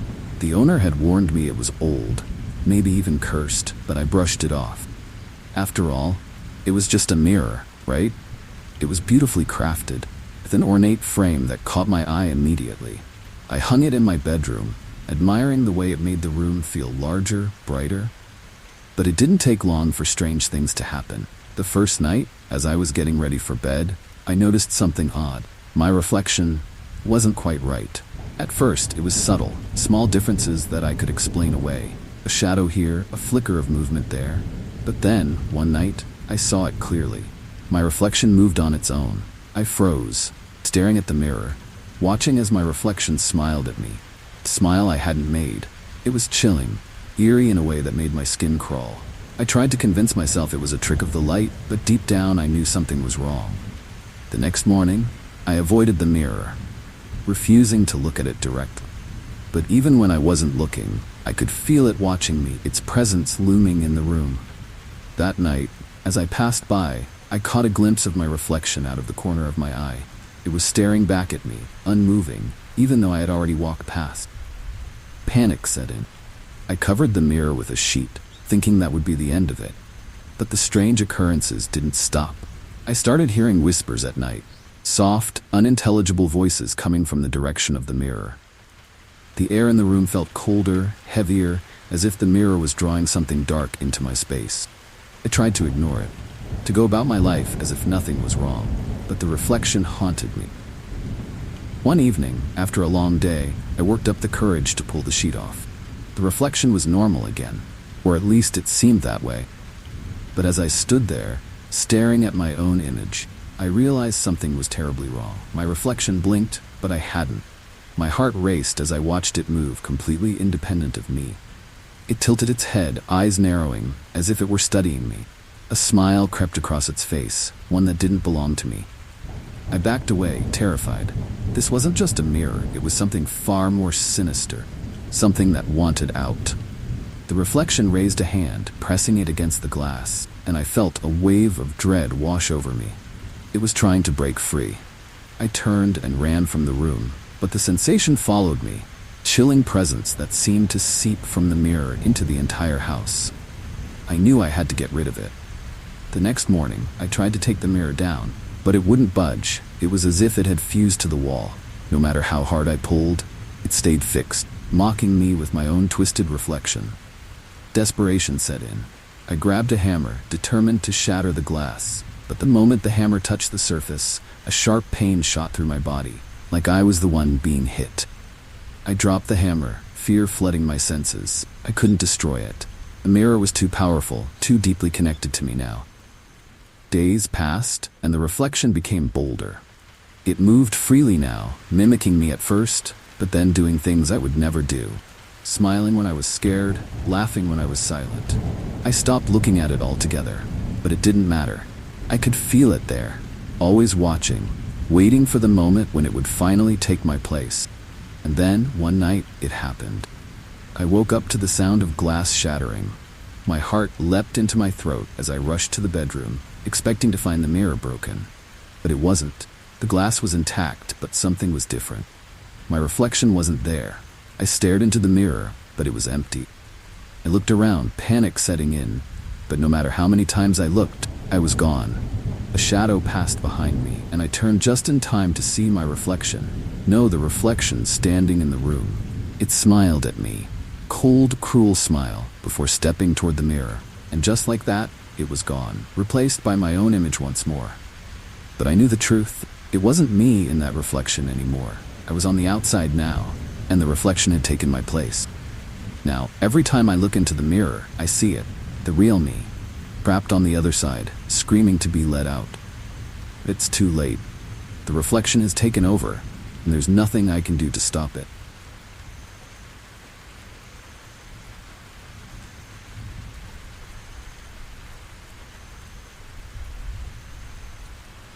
We were experienced backpackers, or so we thought. Our group had hiked dozens of trails together. When we came across an unmarked path in the woods, it felt like an exciting new adventure. The trailhead was overgrown, the kind of place that seemed like it hadn't been touched in years. There was no mention of it on any maps, but we were intrigued. Curiosity got the better of us, and we decided to follow it, hoping it would lead to a hidden gem. First, the path seemed harmless enough, narrow, winding, with trees towering overhead. But as we walked deeper, something shifted. Forest grew darker, trees denser, and the air felt heavier, almost suffocating. The usual sounds of nature, birds, insects, were gone, replaced by an eerie silence that pressed down on us like a weight. It was unsettling, but no one said anything. We didn't want to admit that something was wrong. Hours passed, and the path seemed to stretch on endlessly. Every turn led to more trees, more shadows, and the unsettling feeling that we were being watched. Strange symbols started appearing, carved into the bark of trees, crude and haunting. They looked ancient, but none of us could make sense of them. The deeper we went, the more ominous they became, as if they were warning us to turn back. By then, it was too late. The path had us. We tried retracing our steps, but the trail behind us seemed different. Landmarks we'd passed earlier, fallen logs, streams, were gone, as if the forest itself had shifted. Panic set in. We were lost.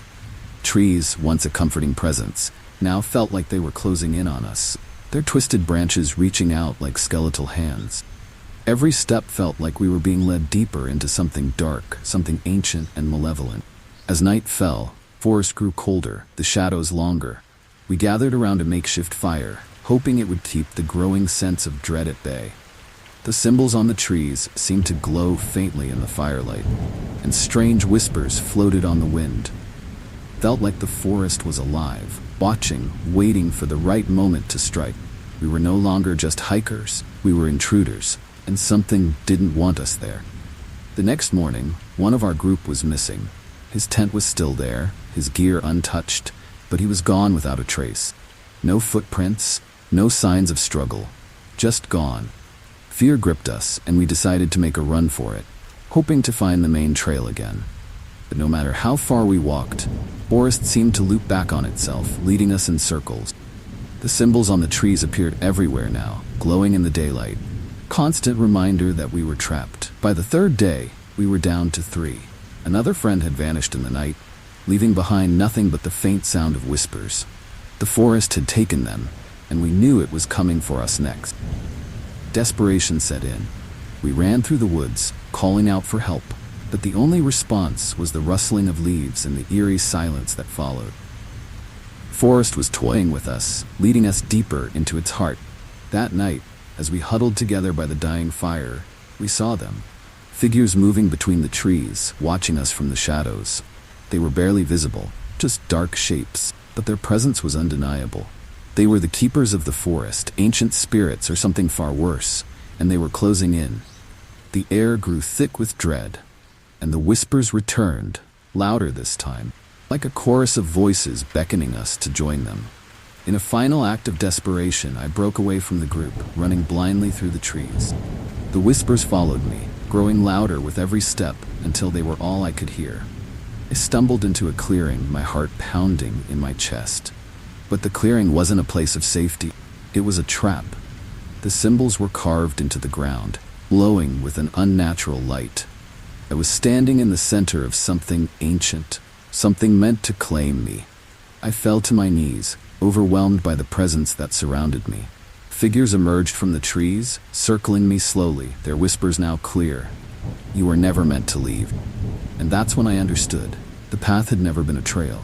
It was a lure, a way to bring people in, to feed the forest. I was the last one left, and there was no escape.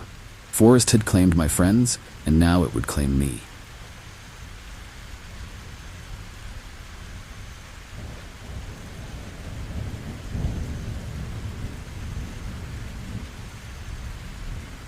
We were just looking for a bit of adventure, a road trip across the desert on our rented motorcycles. The sun was setting, casting a reddish glow over the barren landscape, and the empty highway stretched out ahead of us. It felt like freedom, kind you only get from the open road. My friend Chris was ahead of me, his bike kicking up dust as we sped along. But as night fell, things started to change.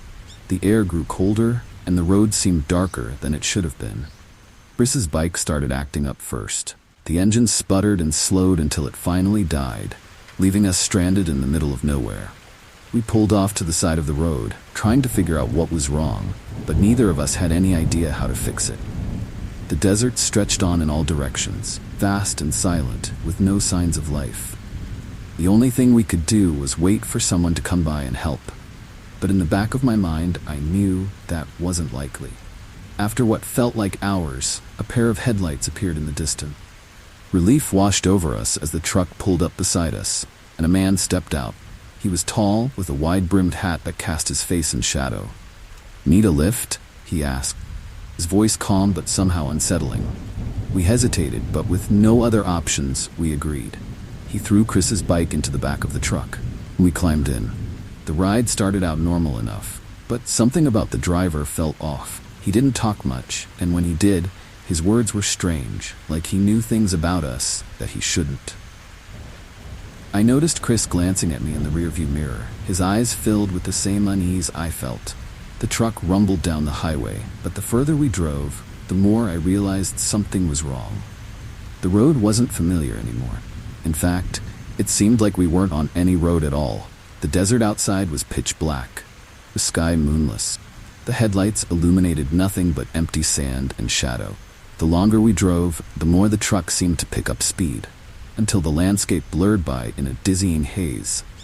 I asked the driver where we were headed. He didn't answer. He just smiled, an eerie, chilling smile that sent a wave of fear through me. That's when I knew we'd made a mistake. I nudged Chris, whispering that we needed to get out, but the truck had no door handles inside. We were trapped. The driver started humming, a low, haunting tune that echoed in the confined space of the truck. My pulse quickened as I realized we were no longer in control.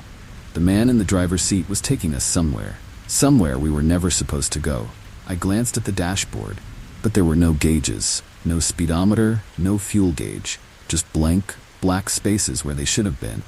The truck's speed increased, the engine roaring like a beast, and I felt a sickening lurch in my stomach. The desert outside morphed into something darker. The sand had given way to jagged rocks, and the sky above had turned a deep, unnatural red, like the world itself was changing around us.